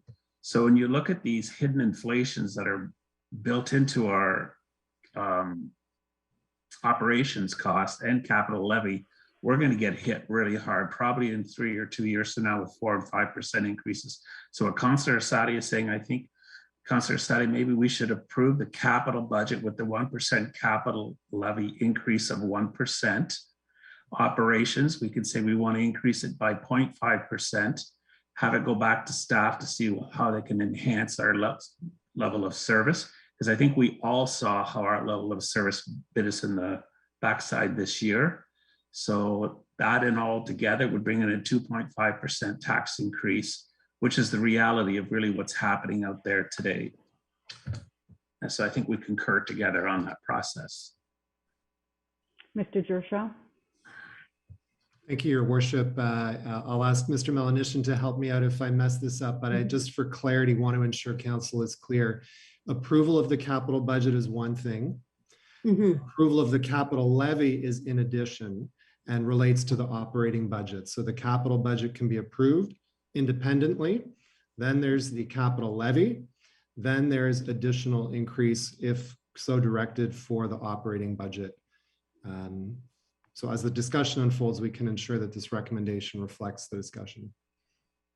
Secondary, Worship. Go ahead, Deputy. Thank you. Thank you. I think Oliver's, the CEO has hit it right on. We'll approve the capital budget, capital levy, and then the operations. So capital, current budget is, capital budget goes through as is. Then we do the capital levy at 1%, which gives us some backup. And then the 0.5% increase on the operations. That's what we're looking at, I think, Councillor Asadi. Correct. Other comments or questions on this revised, on just the amendment? Or sorry, Mr. Churchill? Thank you, Your Worship. Just for clarity then, to Councillor Asadi and Deputy Mayor Davidson, should the bolded text read, by resuming the 1% capital levy, an additional 0.5%? Right. I mean, we should be clear about what baseline we're talking about, because if the baseline is last year's budget, 1 plus 0.5 is 1.5. And I think that's what I heard Councillor Asadi saying. But thank you. I think you're on mute, Councillor. Sorry, I lost my screen there. What I'm looking at is the 1% that council already approved, add on, resume the capital levy at 1%. So that's bringing us to 2%. And then add an additional 0.5% for the operating, for looking at operating budget. And I was going to say from 0.5% to 1% additional, which would bring it to a total of almost 3%. And staff come back in January with, do we need that? Or could staff then recommend you don't need to take it to the full extra, like 2 plus the 1, you can make do with, 2.5. I'm trying to, because really it's staff, they're going to be able to guide us on this operating and coming back in January and, kind of throw in the last midnight hour of the end of the year. Sorry. If I may, Mayor Dolan, that is the intent. The tricky part here is to confirm exactly what that additional tax increase is actually buying the town. And that is the work staff needs to do, to come back with a budget that articulates that expenditure. So an option would be to phrase that by resuming the 1% levy and an additional increase of up to 1%. Recognizing, and I was saying this for clarity, that our baseline is a 1% increase as previously approved. Correct. And so that would allow staff to then come back in January with those recommendations. Not that we have to go to this full percent, but you may come back and then say you only need the 0.5 or you need 0.8. Thank you. Perfect. So so we've got that now set and everybody understands what it says. And I'll go to Councillor Waters. And it's just on this clause that we're going to debate. Yes, I realize that. Thank you, Your Worship. I'm looking for some clarification. I think last year when we did the 0% increase, we did, I'm not too sure if blended is the right term to use here, but we said that overall the tax increase to the citizens would be a 0%, and we absorbed the increases from police and the county, which was more than 0% last year. Does the increase this year, is it the same situation where we're absorbing those 4.5 increases from police and the 2% from the county? Are we absorbing that into the overall increase of only 1%? So I'm asking for some clarification on that. And is that how we always do things, or has the overall increase for the taxpayer been like 1% from the town, 2.5% from the county, and so on and so on? So I'm just looking for some clarification, please. Mr. Melanishan? Through your worship, yes, that just to clarify, those percentage rate increases do incorporate the blended from the police, the education, and the county portions of it. So we are talking a blended tax rate. So the 1% is a blended tax rate of all of those. And now, is that the normal? Is that the way we've always done it in the past, or it just seems that that we're taking the bite on services if we're absorbing those other increases as an overall tax rate increase? Through your worship to Councillor Waters, yes, we always have done it that way. And we, especially last year, it was the town portion, if you recall, where we had to take a bigger hit to offset some of the increases in our partners. Correct. Thank you very much. Just wanted to look for clarification. So with historically though, many years ago, it would be the other way around. So the town portion might be like a 6% increase, and we used the room we had with the education to absorb that to get our blended down to 2 or 3. So it's gone both ways in the past. There were times when back in the 90s when the education tax was huge increases every year, and so we'd end up with like a 0.2 increase, and yet the tax bill would still be that got to the resident would be a 7 or 8% increase, but it would all be the education taxes. So it is a mixture. I think this is the most accountable way to do it, the most transparent way to do it, so that you, like Ms. Webb might be able to help me, but we've always tried to give our residents lately the blended piece, because what would happen years ago is we'd tell people, well, the town's tax increase is only 0.05%, and then they get a tax bill that would be 6% higher because of other forces. Ms. Webb, can you help me? Yes, Your Worship. So this is how we've communicated this piece out, and as you indicated, it's the most sort of understandable way for the average property owner, because they are looking at that overall tax bill, the bill that they get in the mail. What does that increase look like? So we speak to it in that term, and we communicate it out in those terms. And it's similar to how other municipalities communicate their increases out as well. So I guess what I'm suggesting then is that out of that 1%, if we're just looking at the 1% as opposed to the new percentage we're looking at, we have to make up the extra in the police budget and the county out of our 1%, out of that 1%. Am I being clear on that? Which just means that means. Yeah, through Your Worship to Councillor Waters. Yes, that's correct. And that was a bigger hit last year, of course, at 0%. And I forget what that blended rate looked like. I can't remember. It might have even been a negative portion on the town's overall increase, because we were having to absorb, those increases from the other agencies.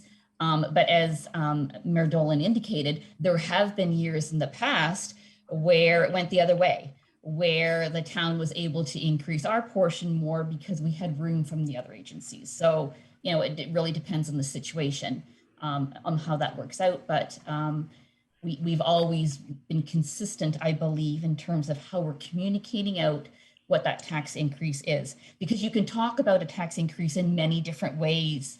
And so just to be consistent from year to year at the town, and with the messaging that other people might be hearing from other municipalities, that's how we've been communicating that message.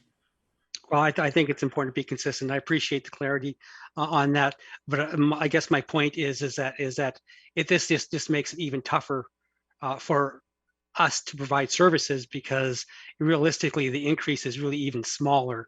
And so I just wanted to clarify that whole thing. Thank you very much. Mr. Melanesian. Through Your Worship, just for further clarification, when we were building the 2022 budget, we made some assumptions. So we assumed that the county rate was going to go up to 2%. So we have factored that into this, as well as the police. So I think we factored in a 5% increase. So we have a little bit of a savings, a little bit to play with that. So your Councillor Sadi's, recommendation to go up a half, up to 1%, will be a direct impact on the town portion. We've already factored those into the blended rate. So every dollar that you're adding to the budget will go towards town and not to those other portions. If anything, we're going to recoup a little bit from the Police Services Board that had a bit of a savings on it, but better than what we had predicted. So don't tell the chief that, Mr. Melanesian. Other questions or comments on this? Councillor Fowler and then Councillor Nicol. Thank you, Your Worship. I'm kind of hesitant about moving forward in this fashion. I mean, it's a no-win situation realistically. The residents are going to pay one way or another, either through a loss of services or a harder hit in the pocketbook. So I'm very cautious about moving forward with any increase, because with what the county is increasing, with what the police budget's increasing, with the education budget's increasing, seems like everybody is putting their hands into the same pocket. As the saying goes, there's only one taxpayer for everything going out. So if there's something we can do to minimize the impact in the next update with regards to this, I'd be very appreciative of it myself, because we're trying to look out for the people, and right now we're between the devil and the deep blue sea with whatever decisions we make.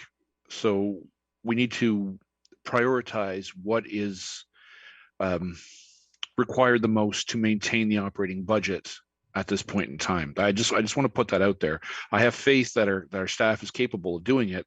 I just don't want people walking away going, "Oh my God, my taxes are going to go up 250%." You know, an increase of 2.5% is going to. Some people it's going to hit a little harder than others, considering everything that's happened over the past 2 years. Thank you. Thank you, Councillor Nicol. Hey, Your Worship, I can appreciate Councillor Asadi and Deputy Mayor's motion here. For me, just on the amendment here, with the uncertainty of the pandemic, we provided a 0% and a 1% direction to staff to provide some stability to the residents for their own budgeting.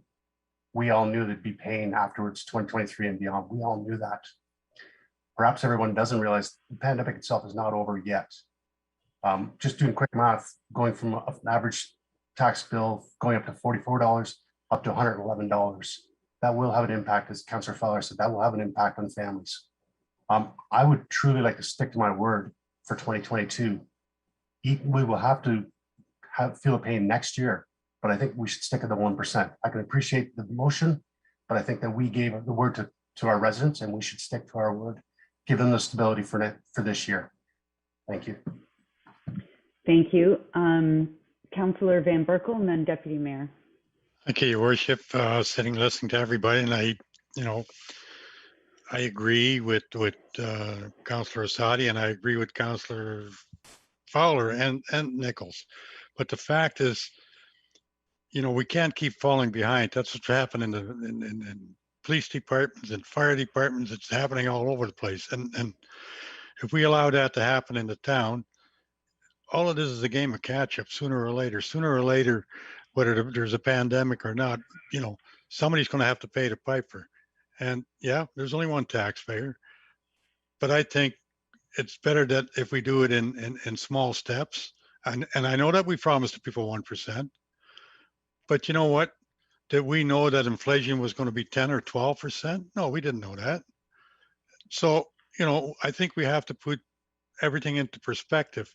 And I think what we need to do, the recommendation, I think it is a good recommendation. I listened to Mr. Gerchoff, is, let staff work this out and come back to us and tell us what they can do and what they need.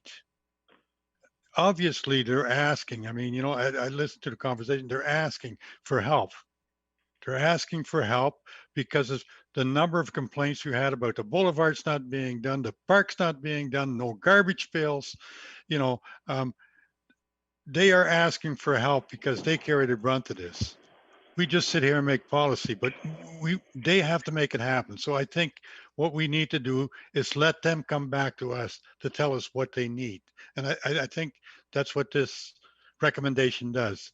Send it back, and let them come to us. Maybe they can do it for 1%.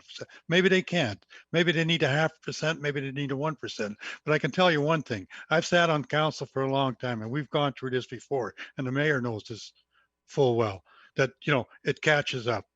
And may not catch up in this council, but it will catch up where you're going to be paying 4 or 5 or more %. We've lived through times, and the mayor was there, where we put a one-time $2,500 or $25,000 onto our tax bill because we were short. And that's what happens if we don't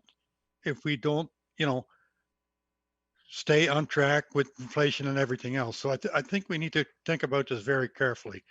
I agree with everything that was said here. I agree that we have to look after our citizens and that we made a promise, but we didn't know, that inflation was going to be 10%. And we didn't know that the police budget was going to be 4 or 5%. We didn't know that, the county was going up. We didn't know that education was going up. So think about it, guys. I think it's a good recommendation. I'm sorry, Councillor Ices, you had your hand up and I had you on my list and I skipped you. I apologize. And then I'll go to Deputy Mayor Davidson.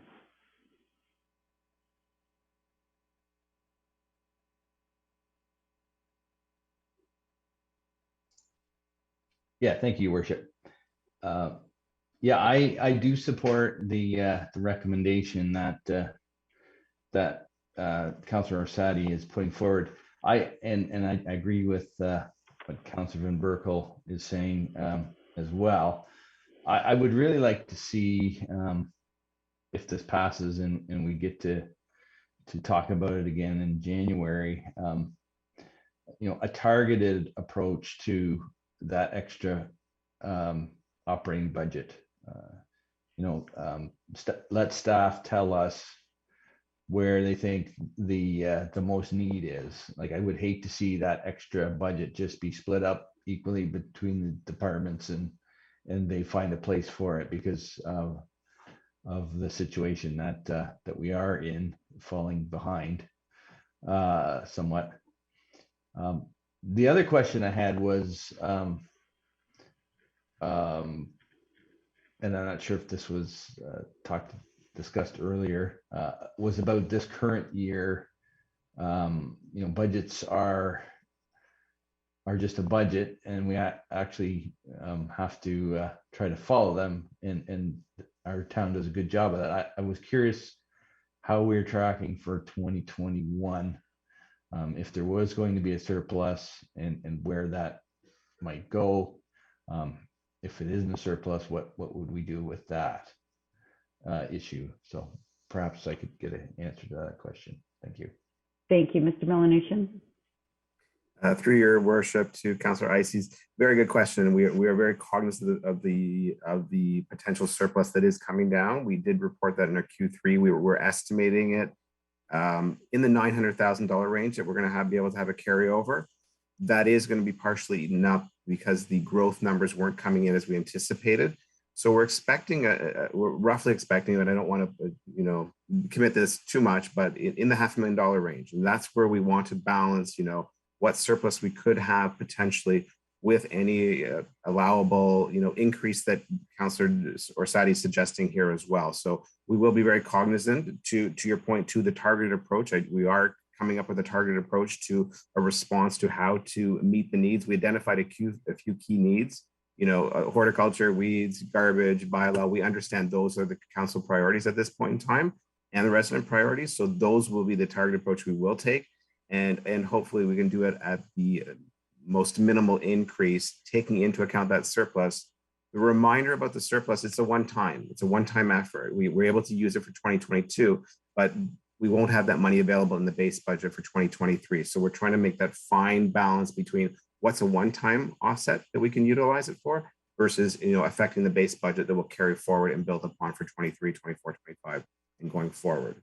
Just one other note is we're not anticipating, we haven't budgeted for any COVID relief from the province.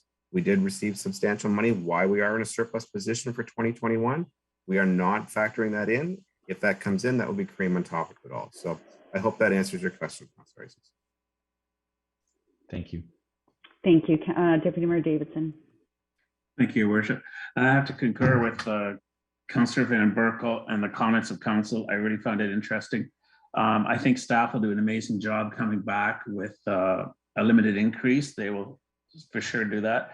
My biggest concern this year was bylaw. I actually talked with bylaw and saw how the way they were pressured from one end of this municipality to another, what they were confronted with. Yes, there was COVID related, but this town is growing and the demands, as was made earlier with by the police chief, the demographics of the municipality is changing and people want more. So I think they'll understand that. So I'm just going to leave it where it is. But I think if you read the report thoroughly, you'll see where parks have been affected, Risardo Health and Wellness Center, the landscaping there. We have pressures coming out. And if you read, I think it was on page 7 to 13, the town and communities across the world are getting back to the new normal. The new normal is to give a level of service that our taxpayers will be pleased with. It will take the pressure off our staff at the time, be policing, fire, or bylaw. I'll leave it at that. Thank you. Thank you. Other comments? Councillor Fowler and Councillor Nicol. Thank you, Worship. Mr. Mullishin, you mentioned the potential COVID relief. If this does end up coming down the pipe and landing favorably in our laps, would we be able to reduce the amount significantly, or would we be simply just adding it on top of the tax increase to increase the budgetary process? Mr. Mullishin? I'm sorry, through your worship, could you clarify the question, Councillor Fowler? If we get COVID relief money, you were mentioning before that there may be some from the province or the federal level. There might be some COVID relief coming down. I understand through your worship to Councillor Fowler. We are not expecting any more money coming through. Should it come through, that will be, we will be able to use that and redeploy that money on the fly, depending on what it's used for, depending on this year was indicative, 2021 was indicative of how we were reserved in our spending because we didn't know what COVID was going to bring us. And so I think it's a dynamic and complex situation. Any COVID relief would probably put aside should we encounter, 4th, 5th, 6th, 7th waves of whatever going forward. If we get the money, we will put it into extra operating to address other operating issues that were missed or that we can supplement to increase our service level. So it'll be used for service level redeployment, increasing service levels, for sure. If I may, Your Worship, is there the potential then to put it aside to either maintain or reduce any further tax increases that would negatively impact the residents in the future? Exactly. Through your worship to Councillor Fowler, yes, any money left over would be, moved over into tax rate stabilization reserves, and that we can be used. But we primarily have to use that. Depends on how the province structures it. They've also said that it's specific for COVID-related incidents, and this year they allowed us to carry it forward into 2020, 2021, 22. Should we have any leftovers? For it is very specific. We have always been able to find uses where COVID has hit us, whether it's lost revenues on our rec centers or ice rinks and things like that. So I am confident if we get more money, we have been hit in many ways that we haven't been able to offset significantly, that we could use for COVID-related expenses. But it does free up, it will free up sometimes, some of our operating money. So yes, we will have some excess that we will redeploy elsewhere where the need arises. Thank you. And I think, Councillor, part of that question too was if we get some COVID funding or if we get some funding from the province in early 2022, can we then lower the 2022 tax rate? And the answer is no, we can't, because there's from council setting the tax rate and passing the bylaw to actually getting tax bills out the door is a huge process, right? So we have to make a decision. Other questions or comments? Councillor Nicol, sorry. I write the name down and then I forget to say it. Go ahead. Not a problem, Your Worship. Just for clarification, I did hear Councillor Van Berkel mention that we didn't know what the other budgets were going to come in, but we did budget for the county to come in at 2%, and we did budget for South Simcoe to come in at 5%, which they came in underneath. And inflation is not 10%; it's pegged at 3.1%. So we did have those numbers. We did know. Again, I'd say we did know there was going to be pain in the future. We did plan for that. We did expect that, but I think the Will Council is leaning one way already. So thank you. Thank you. Councillor Sani. Thank you. Just, I think when you see the 3%, it probably scares people. Maybe it'd be better if it was like 0.9. But we trust our staff, and listening to our CAO, at the beginning of this budget thing, and for us to give this back to staff, our staff have never taken things to the extreme before. they will look at it, you know, through their lens from a budget perspective and come back to us with a recommendation. They may say you don't need that extra to provide the level of service that we're going to need. But this just gives them the same as in negotiating bargaining units, that flexibility that if we needed that. I think we're all concerned with the pressures that we would have on our residents, but I'm more concerned about getting a big bill later on and having to swallow a huge percentage in 2023, or having residents next year and on top of an election year come really dissatisfied with our community in regards to the level of service, and the pressure on our bylaw officers is key for me as well. And we just put more on them this evening with the fire. I see our CAO. Thank you. Mr. Jershaw. Thank you, Your Worship. I just want to respond to that by reassuring Council that we have absolutely no interest in spending money just for the sake of spending money. And I think several members of Council have expressed their desire for us to come back with a demonstration, one, of value for money in what we're proposing, and secondly, being specific around the service delivery enhancements that any additional taxation will bring. So we will certainly make our best efforts to deliver that for you in January. Thank you. I'm struggling with this. I think that I believe it's a little bit reactionary.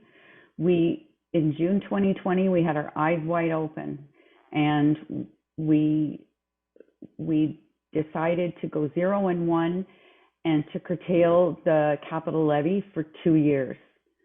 And I'm struggling now because I get what our neighbors decided to do, but our neighbors didn't make that commitment to the residents. They didn't make a commitment what their 2022 tax bill was going to be in 2020, and we did. Maybe that was a mistake, but we did it. And we also made a commitment to defer the 1% capital levy for till 2023. And I'm also a little bit concerned that the vocal minority is driving the budget too much. We have 43,000 residents in this town. I got maybe 20 complaints about garbage, and I got maybe another 5 or 10 about the boulevards. So to triple the increase based on that small group, I think triple everybody's increase, I think is a bit extreme. And I'm wondering if there'd be any opportunity, even if to go to half a percent to the capital levy in 2022 and half in 2023. I just have a real problem going from 1% to 3% to silence just a few voices. Deputy Mayor Davidson. Thank you, Your Worship. I'm going to ask Councillor Asadi. I think there's a sense there that maybe that full 3%, it might be a little aggressive. If I would say keep the 1% capital levy, and let's just look at a 0.5% to operating budget, that's 2.5. It's lower than our neighbors, but at least it's an increase where we're not going to get hit in the head in 2023 and 2024 as much, but we will definitely be hit. So it's a compromise for council if you'd consider that. I'm willing to look at compromise because I think this is something that we need to look for our community, and I, so Your Worship, I think you were recommending a 0.5, like 0.5% in the capital levy resume. Was that what you were recommending? I'm not recommending anything, Okay. Councillor. I'm just trying to find a way forward, or we can vote. It's going to come back anyway, and if staff come back and said, we want to spend we want it to go up 1% and we're going to spend that painting the fire hydrants purple, then, you know, we have the option at that point to say no. But I just think I think a 3% ceiling is high, especially when we made a commitment. I can tell you, I know one particular taxpayer, I don't know if he is watching, but for 6 months, he's been saying to me, so I'm only going to get an $80 increase in my tax bill next year. So, you know, a lakeshore property pays high taxes, 1% was $80. And so that $80 times 3 is a big impact. I think it's the operating budget. You know, of course, I think it's important to have the money in our capital reserves for the future. But so we can vote on this and we'll see where it goes, unless there's any more comments. See, oh, Deputy Mayor. Okay, through you, Your Worship. Councillor Sadi, would you be prepared, rather than have this fail and we don't get reserves sort of get going again and we run into trouble next year where we'll all get beaten up, would you mind adjusting it to a 1% operating budget increase, a 0.5%? So that would give us a 2.5% increase overall. It's a start in the right direction. It's not perfect, but I think it's a start. so just clarification, I see our CAO, maybe can help us out there. Thank you. Mr. Jershaw. Thank you, Your Worship. Just wanted to offer that an option would be to lower the capital levy. I mean, if council's goal is to really look at day-to-day service enhancements, then I would recommend focusing the increase on the operating budget. So if we're trying to bring down the 3, an additional option would be 0.5 on the capital levy instead of 1. Okay, thank you. Sadi, are you okay with? I'm good with that. Yep. Asking the mover and the seconder if they're in favor of that. I am in favor of that. Okay. Any other questions or comments? Mr. Jershaw. And sorry, to clerks, I think we've amended the wrong number there. Yep. It should be resuming, well, I guess it's not resuming if it's 0.5, but I would suggest by implementing a 0.5 capital levy.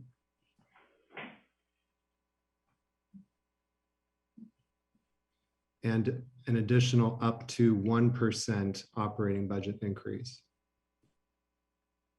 I believe that's what the councillors were suggesting.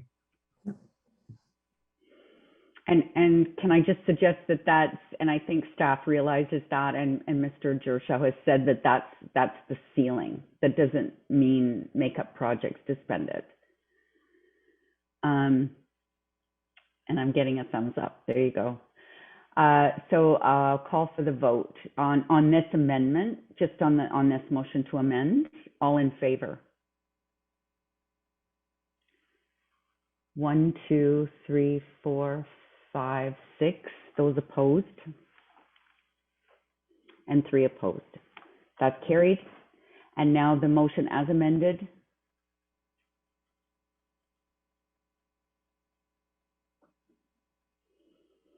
So this is where we get the information in about approving the capital budget.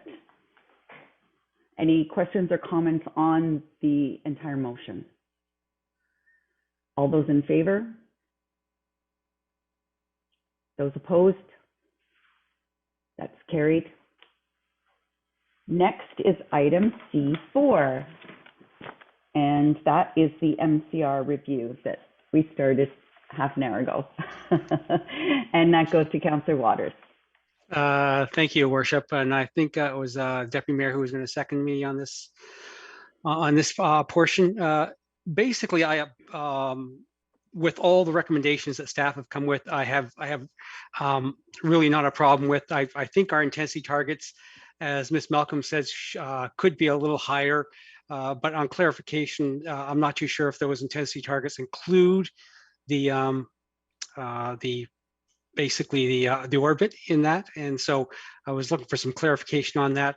And then also I thought there was an error in the report. I just wanted to make a quick change in that, but also I wanted to amend this to add a few extra recommendations that reflect concern of citizens, the IDA, Rescue Lake Simcoe, around the planned, the designated planned subdivisions or registered planned subdivisions, that point. So I just want to open it up for debate and then make the couple of corrections. That one correction I think is required in the report, and then add on the amendment. So I'm not too sure procedurally how to move forward.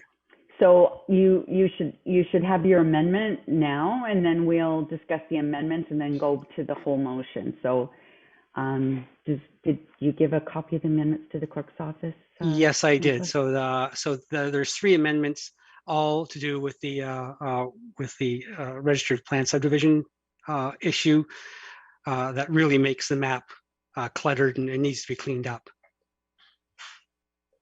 Okay, so. Thank you.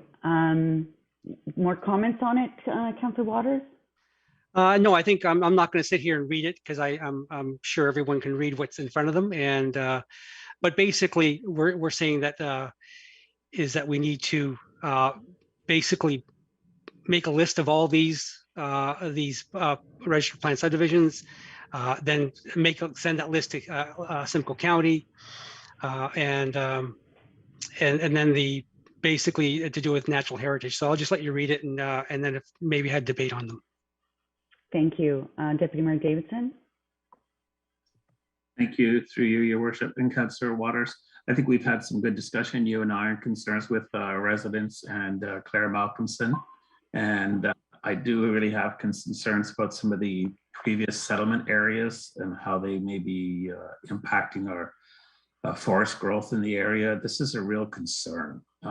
What's happening here, I think we as a town have so many things coming at us from the province and through the county. It's sort of like 3 highways coming together with no road out. So let's see what this motion to amend, see how it goes.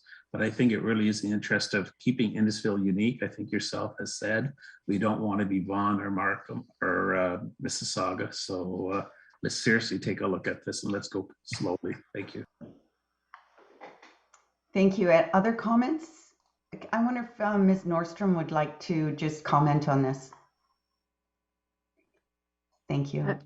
Yep, thank you, through Your Worship, to the comments that are being discussed tonight. Yeah, we agree that there are a lot of refinements being proposed, and that is why we have assembled a team, including RJ Burnside and SGL, to assist in going through and identifying all of the proposed refinements and what is in the best interest for the town in terms of providing comments back to the county in advance of the January 14th deadline. So we are working closely with RJ Burnside and SGL in terms of identifying what those comments should look like back to the county. And part of that does certainly include looking at those registered plans of subdivisions and which ones went through a modern planning process that would include, draft plan and public meetings and conditions,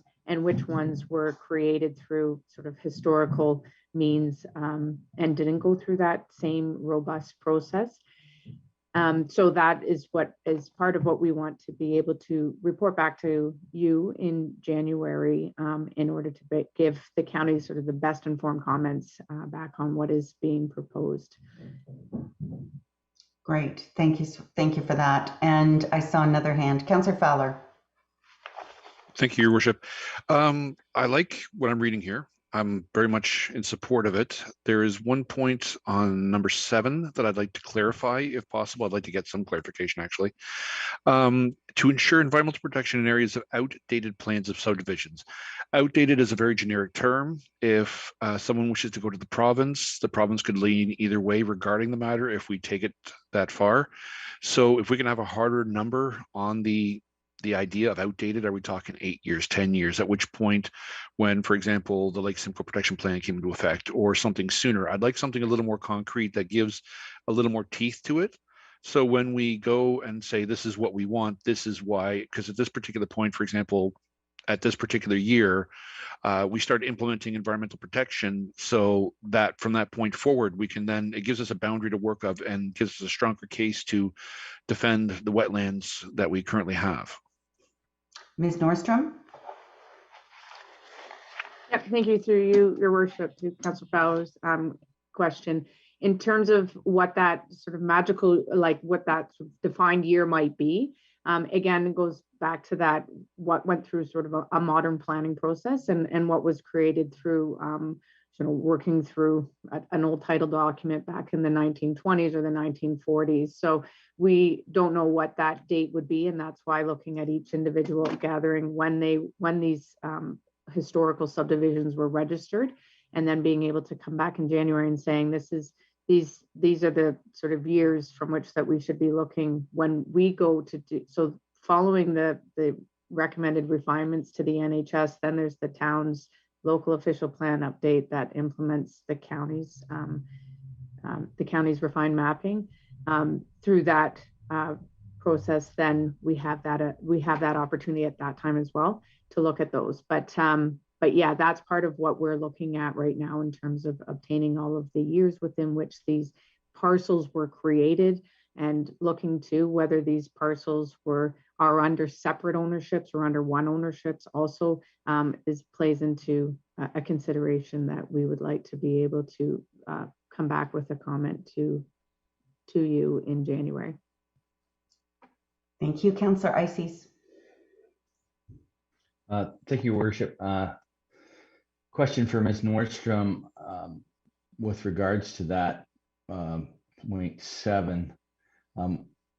When you are compiling this list, will you be in contact with the owner of these properties to let them know that, hey, we're thinking of taking your outdated plan out of the, we're changing it. I'm trying to think of an example where years go by and nothing happens, but there's a reason for that. My example would be a farm has a lot severed off it, but it's there for the future for succession planning, so nothing's done on it. Like, are we throwing, are we getting too broad and not allowing the specifics of each situation to be considered? I guess that's my concern. So I'll let you answer that. Ms. Nordstrom? Yep, thank you through your worship. Yes, Councillor Ices, all sort of no law creation or no subdivision are created the same or through the same process, and that's what we're going through and looking at. Any sort of historical farm severances, I think, are largely outside of this discussion. And in terms of reaching out to individual property owners, these properties are already identified within that provincial natural heritage system overlay. So any refinements in or out of that provincial natural heritage system wouldn't entail individual notification of the landowners, but we certainly have tried to reach out to residents and through our Get Involved and through our public workshop to make sure that everybody's aware, as has the county, that these refinements are being proposed through this process. Thank you. Other questions? Councillor Waters, did I see your hand? I did, but Ms. Nordstrom answered the question better than I could. Thank you. Thank you. Councillor Nicol? Your Worship, just for clarification from staff, in some of the emails that have gone back and forth over actually many years, I read somewhere that registered plans of subdivision are essentially water under the bridge that were approved under the rule of the day. But they would still all have to go through the process of updated planning and engineering and environmental reports, and may require a redesign to protect the natural and environmental features. Is that not correct?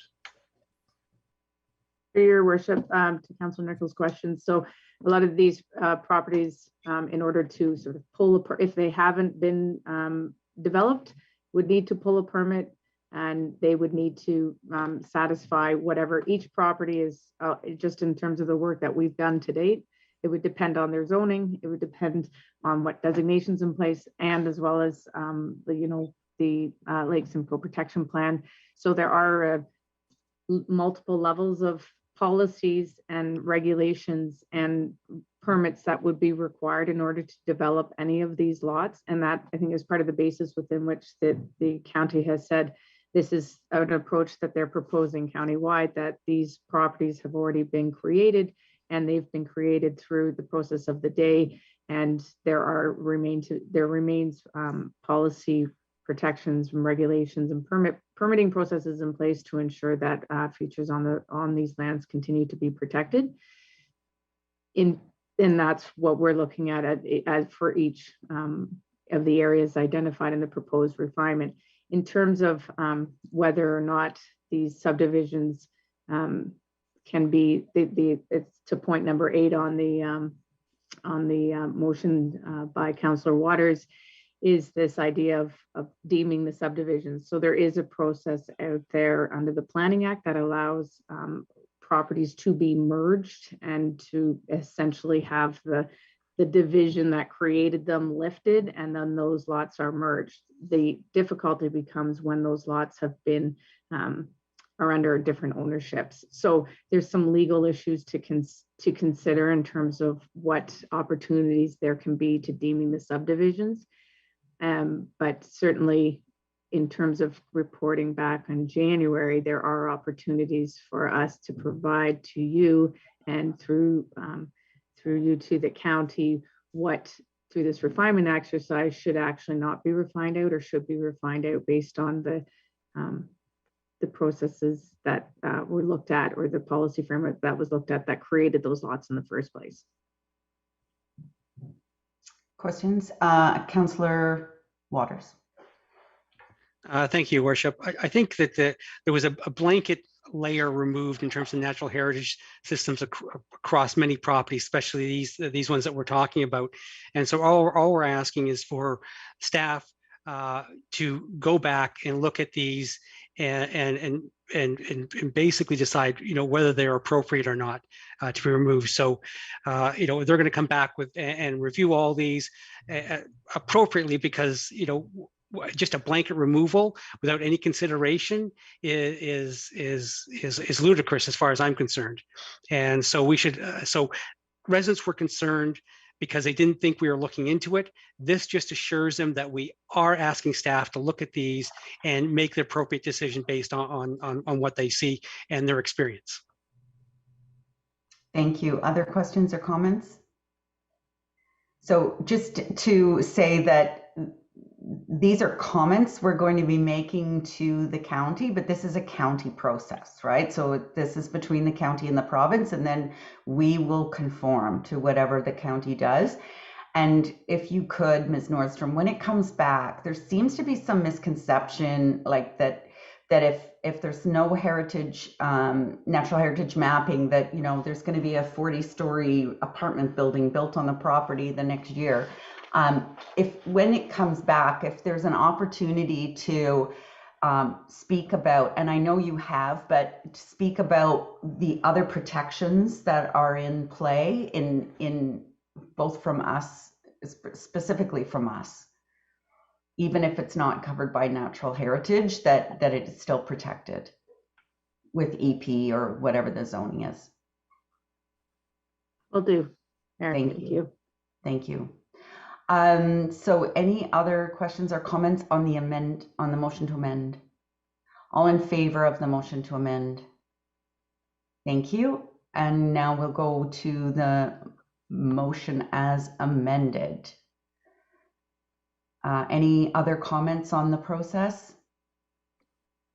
All those in favor? And that's carried. Thank you very much. And I'm going to ask if we could just do, it's 9:27, so can we have a 10-minute health break and come back at 9:40? Thank you. Thanks, everyone.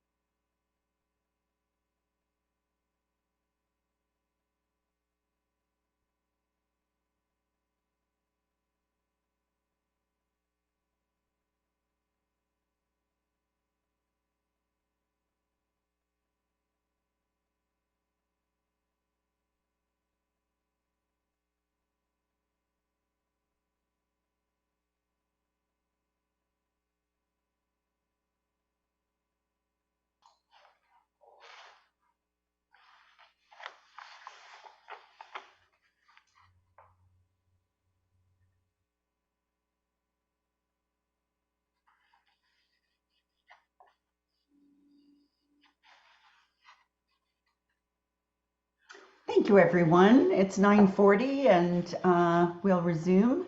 And we have not too much left to go. So we'll start with item C6, and that was Councillor Fowler who pulled that. Thank you, Worship. Councillor Waters will be my seconder on this. I'm pulling this just primarily for debate and to make sure the information in the report is promoted accordingly. There's a number of points in this. First of all, I would like to thank planning and the town staff for putting together such a very thorough report. It actually highlights a great deal of concerns that were brought forth by the residents. And if I'm going to take a few minutes, if I can beg everyone's patience, it'd be appreciated. As I was reading this, the details that went in, there, as everybody knows, this area has been a hotbed of discussion over the past number of years regarding the wetlands and the nature preserve on it, and well, the natural features on it. Let me rephrase that. Thank you. What I'd like to do is just point out, for example, that the detail in the report is actually very thorough. Page 5, despite efforts to obtain a satisfactory resubmission of the outstanding natural heritage matters, the applicant was not forthcoming with further details. So the town has hired a company called North South Environmental Incorporated. On top of this, numerous times in the report, there's mentions of a water recharge area. And as the majority of residents around that area have wells, it is something worth noting, and it's over a highly vulnerable aquifer. This is verifiable, not from town staff, at the town staff level. This is from the county GIS map, which is accessible to every resident in Simcoe County and beyond. It's something that they can look up and see the topographical formations over. There's multiple invitations to meet and discuss the findings of the North-South Environmental, and they've been declined. There's a point of clarity I'd like to make. According to the realtor, the land exchange would reduce the number of backyards affected by development from 50 plus to approximately 14. As far as I'm concerned, no, that's not accurate. I trust our town staff when they say that doing a well recharge area and excavating it would have a significant impact on the numerous wells around the area. It's not recommended from an ecological perspective. Like it goes on, and it's the North-South Environmental Review has reviewed the original 2018 proposal and 2021 revised concept, and concludes that both development plans will result in a negative impact to wetlands and significant wildlife habitat. This is something that the town and our planning department has really dug in deep on, and I'm really impressed with literally the depth of the work they've done on this. And I just want this, when it comes forth again, because what we're getting now is a situation where this land swap will be coming to us in the future, and it's going to not just affect one small section of land with 14 residents. We're talking a greater section of my ward. So I just want people to be aware, if anyone has an opportunity, please kindly look at the report, read the report, go in depth, see all the documentation, everything that backs it up. It's worth taking a note of. Thank you. Thank you, Councillor. Councillor Waters. Thank you, Worship. I think I learned a few things during this report that North-South did, and I think this should have been the first thing that we did, as opposed to it coming to us as that we should accept a land swap. I think this is what we should have done to begin with, to take a look at a really strong evaluation of the reports that had been done, and then verifying them with a visit and also through all the reports. So I think that's what we should have done to begin with. I think the one thing I mostly learned about this is that the property, we were all concerned about the property, the wetland property that the developer had, when in fact, in some ways, the land we were giving up that we were going to allow to be bulldozed as part of the development had a higher significant value in terms of environmental significance than in some of the cases of the woodlands on the developer's property. So, it's one thing I didn't even realize. I just saw it was a plot of land, and nice to know that it has significant wildlife value. and this report pointed that out. So I'm glad that that we've been asked to refuse the swap, and now the developer is going to have to come back and look at all the constraints that the Conservation Authority has mentioned and that we have mentioned, to sit down and see what he can do on that piece of property while protecting the natural heritage value of that and the significant environmental issues, the wetlands, the streams that are all there, and that, you know, I know we keep on hearing that no wetland exists because there's no water. Wetlands are not defined by whether there's water or not. There can be water part of the year and not part of the year. It's the plants and the soils that dictate, yes, there is a wetland there. And I think that's what we found out, that there are 2 small wetlands there that need to be looked at. So I just want to say that I'm pleased with the fact that we went through, got an outside consultant to review all the studies and give us clarity on terms of what we did was right in turning, asking the swap to be deferred, and now being asked to reject the swap. So just a few comments. Thank you. Thank you. Any other comments or questions? Seeing none, all in favor of the recommendation? Opposed? That's carried. Next is item C8. Councillor Nicol, do you have a seconder? Sorry, Your Worship, I didn't have a seconder, but I think I can find Councillor Asaki. Thank you so much. Thank you. I just had a few questions, if I could, on this one, or did you want to ask any questions? Councillor Nicol, you moved it for me. Thank you.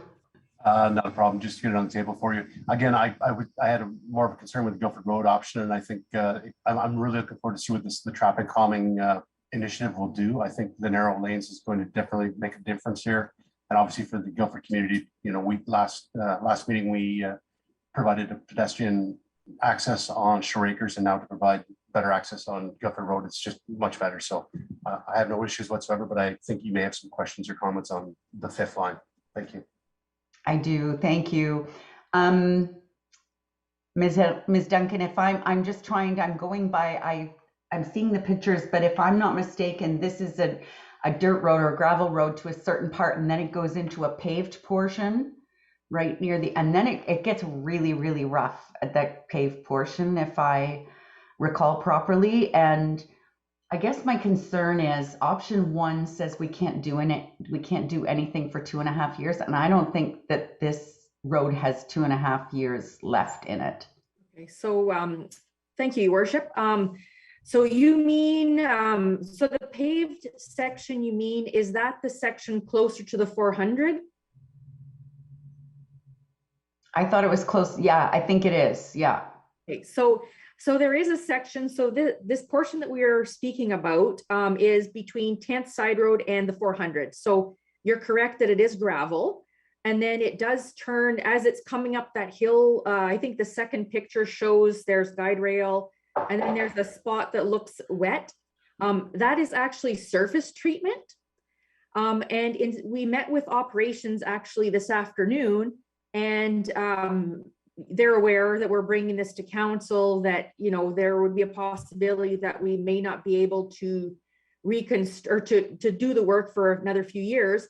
And they had said that they were, in the spring, they were going to turn that section back to gravel and maintain it that way until we were able to construct. Thank you. With the average daily traffic count, and I know that it will get more, but there's I think it was 29 in the report, and it just seems like a lot of money, and I am concerned about leaving it that long. I do get complaints on this road quite frequently, just because it's not set up well or something. It does tend to pothole.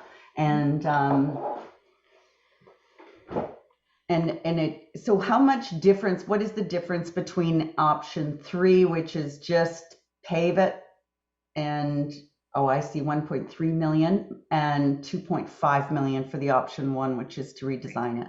So, and that is an option. Option 3 is is a possibility. That was, the only thing is that doesn't meet any type of engineering standard.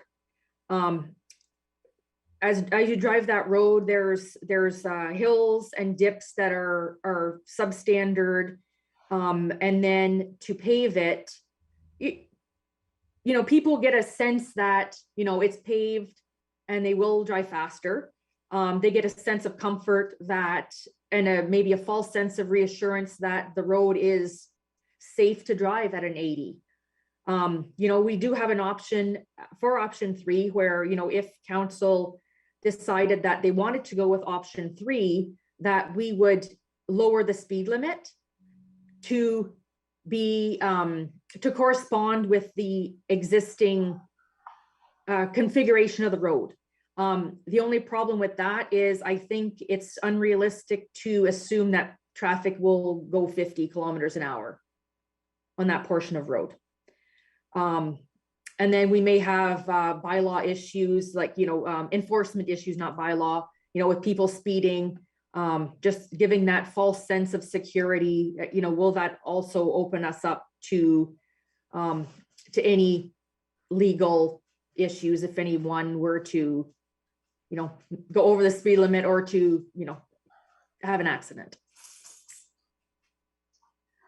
And I guess my last comment is, did we have any, there's not that many homes on that road. No. But I wondered if we'd had any correspondence or talk to the people. Is this where the maple syrup place is? The orchard, and there's a section on the north side where they cut trees. They're like harvesting trees. I think there might be a maple syrup place, but I know there's an orchard and they do harvest trees there. And the person I hear from the most is the former mayor of Bradford who lives on that road. Okay. But I agree, it is a lot of money. I do agree. So if you work it out to how much it costs per car when it's 29 cars a day, right, that's a lot of dollars. I just wondered if there would be an appetite to defer it and have a conversation with folks on the road just to see, if they'd rather just keep it gravel and not pave it in order to keep the speeds down. Okay, we can come back. I know I have received many, now that it was out that we were designing it, there have been inquiries from residents asking when it would be paved. But we can come back to council. We can defer this section and we can report back if you prefer. I just wondered if you told them it could be not as nice a road, but done in 2022 versus a perfect road done 3 years from now, what they might say. Right, yes. And we have not had that discussion because we wanted to bring this to council first. So we have not had that discussion yet with the residents, but we could. Oh, okay, any other comments or questions? Councillor Nicol? Your Worship, if there's an opportunity to divide the question that way, line 5 could get this, the road could continue on, that would be beneficial, I think, now that I've moved this. I hear you, Councillor Nicol. I do want to stand in the way of your Guildford Road option 1. Councillor Asadi? Thank you, Worship. I just want to make some comments on the Guildford Road option 1. I like the option 1 with a narrower laneway for the traffic and the paved shoulder with a line for the bike lane, because I feel that this one protects a cyclist instead of merging them in one big lane where you've got a wider area. The only thing from my experience in Ward 3, what I've encountered, when you just have a straight line and a little paved shoulder for that cyclist to be on, you're going to have traffic go in there. And if there's any opportunity for someone needing to park, they're going to park there. What works better is to have some of those chevrons or lines just painted in that area. Cyclists can still go in there. Someone with an electric bike or scooter will travel safely, but it will prevent a motorist from thinking, oh, I can go in there or park there. And that's from the experience of the pain of learning that in Ward 3. So Councillor Nicol, maybe something that, you know, I'm trying to save you a lot of pain in future, you may want to consider. Councillor Nicol. Thank you, Worship. Maybe I was a bit naive, but looking at the report, they do show the chevrons and the bicycle pictures. So I was anticipating that they would be there as well to help promote that. So hopefully that was part of it. Oh, and that, I'm sorry, Councillor Nicol, that was to show what a sharrow is. And so the sharrow is with the bicycles sharing the lane with the vehicles. Thank you for the clarification. I missed that then. Thank you, Councillor Asadi. Thank you. So could I ask somebody to, we'll split the motion then and vote on item 2. Councillor Nicol. Your Worship, perhaps just a friendly amendment that we divide the question and that council refer item 3 back to staff for further consideration or something along that lines. Thank you. And is the seconder okay with that? Yep. Thank you.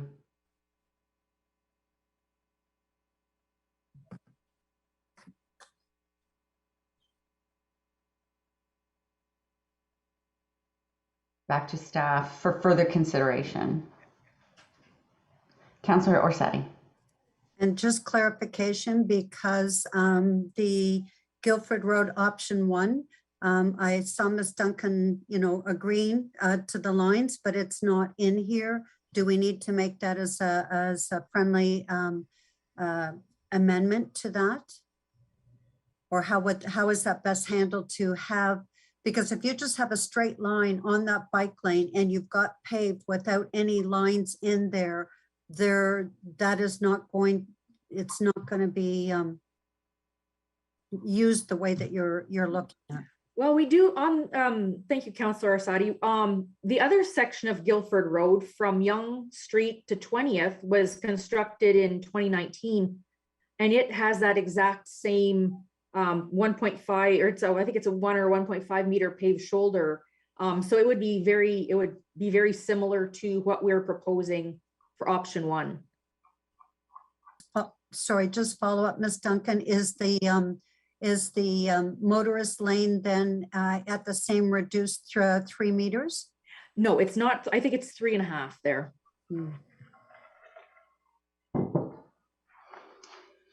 So are you asking for motion to amend this?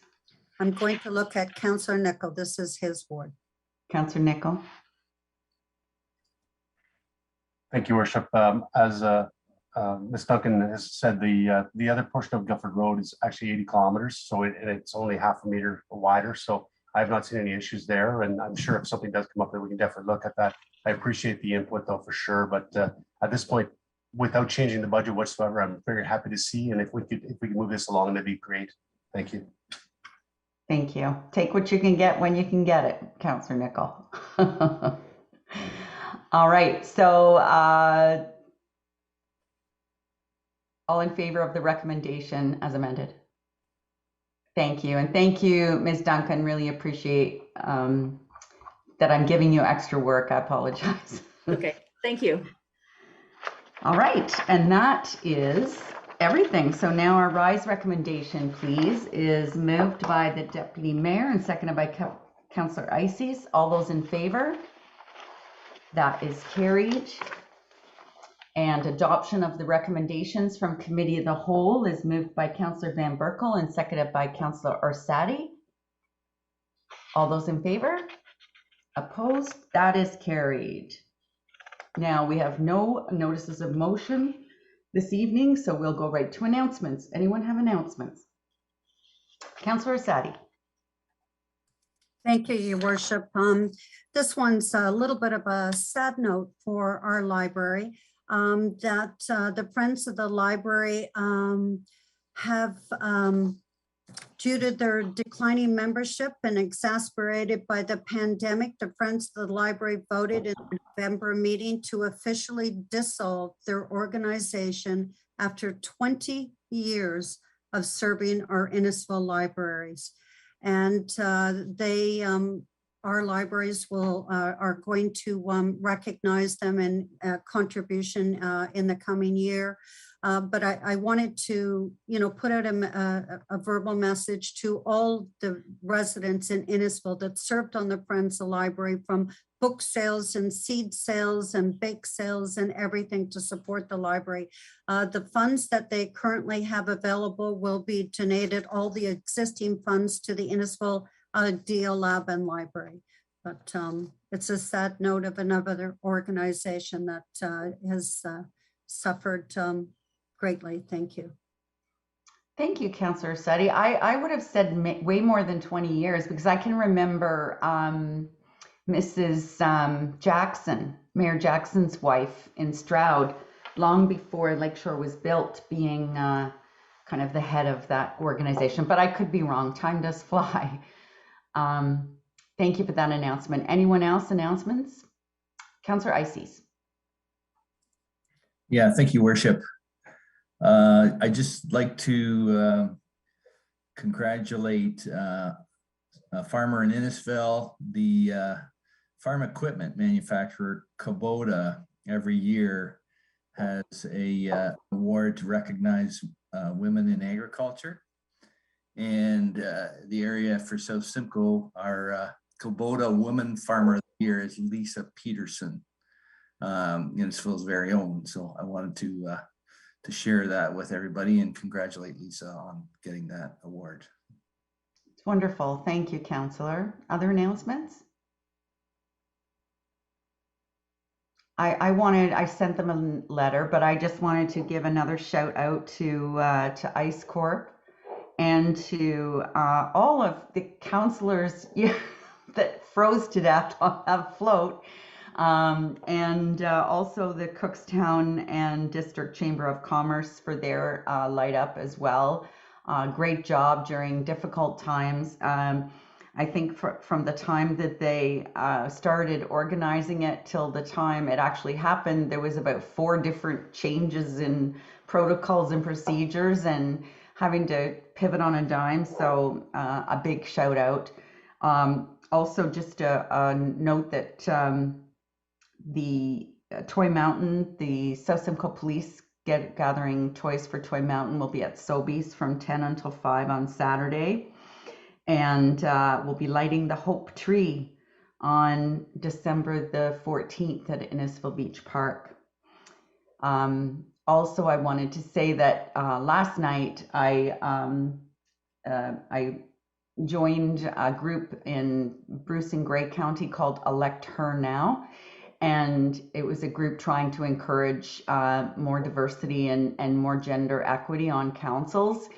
And it was billed as Ask Her Anything. And it was an hour and a half long. And I thought, how on earth am I going to fill an hour and a half? And it went like that. And it was lots of fun. And I really appreciated them having me. And lots of people attended. So it was great. Hope we can get lots of people excited about running. Also, AMO is doing another campaign called We All Win. We all win when the most transparent and accountable level of government looks like their community. So again, about equity and diversion and inclusion. So that was wonderful. And I'll go to, Councillor Sadi. Thank you. I was remiss in reminding everyone and the Jennifer Richardson's Light Up community with all the wards. Again, I think there's 35 in Ward 3. a lot to get out there and count. But it starts reminding that residents start to keep their lights on from the 10th until the 18th with the final, each ward councillor picking their favorite from the ward. So we look for that again, and it's something that brings a lot of joy to the community. And it also draws people from outside the community to come, and when they hear about this on our social different social media sites. So thank you to Jennifer Richardson, and thank you to all the residents that participate in this. That goes a long way to bringing joy in our community. Oh, thank you for that, Councillor Orsatti. Absolutely. It's nice to have a bit more time this year, to a few more nights to do it. And you're absolutely right. When the Halloween decorating contest was on, and Councillor Fowler and I were at the library, a car full of people from Vaughan had come to find out where all these houses were. So it's great for our community. And Oliver, did you have anything, or CAO Jershaw, did you have anything for the good of the corporation? Thank you, Your Worship. Since it is the last council meeting of the year, I just wanted to take the opportunity on behalf of all staff at the town to thank each member of council for all the work that you've done this year. I think it's been a crazy year, one might say, a long year, but I think it is really impressive the work that you have done as a council. And I know I can speak on behalf of all staff in saying that we really appreciate the diligence with which you receive the information and the studies and the recommendations that we put forward. We appreciate your engagement, and we especially appreciate your words of support. We really do try our best to support you in your deliberations. And so just want to thank you for all of your work over the past year. Thank you so much for that. And any staff that are here, if you wanted to turn your camera on, no pressure, but if you wanted to turn your camera on behalf of all of council, right back at you. We couldn't do what we do without all of you, and I wish you a wonderful holiday season, a very Merry Christmas, happy holidays, and most importantly, a little bit of downtime, family time, rest time. It has been a difficult year for everybody, and you guys have just shone through the whole year, and we appreciate it so much. You make us look good, and that's not easy sometimes. But we do appreciate you all so much, and thank you for that. And our next council meeting is not until January the 12th, so no agendas. I can see the deputy clerk jumping up and down with glee, not to have a Wednesday night panic for a few weeks. So enjoy some downtime, enjoy your families, and get some rest, because 2022 is going to probably be right up there with 2021. Thanks, everybody. And with that, we'll go ahead, Mr. Kane, or were you waving? That was a wave, not a vote. Okay. So we'll go to the confirming bylaw then, and ask for Councillor Waters and Councillor Fowler to move and second our confirming bylaw. And all in favor of that? Thank you very much. And finally, our adjournment is moved by Councillor Payne and not Councillor Payne, sorry, Councillor Nicol and Deputy Mayor Davidson. I'm here. Oh, sorry, Councillor Payne. I just got lost in the shuffle, but I'm here. Okay. So all in favor of adjournment? That is carried. Thank you, council, very much. Thanks for a great year.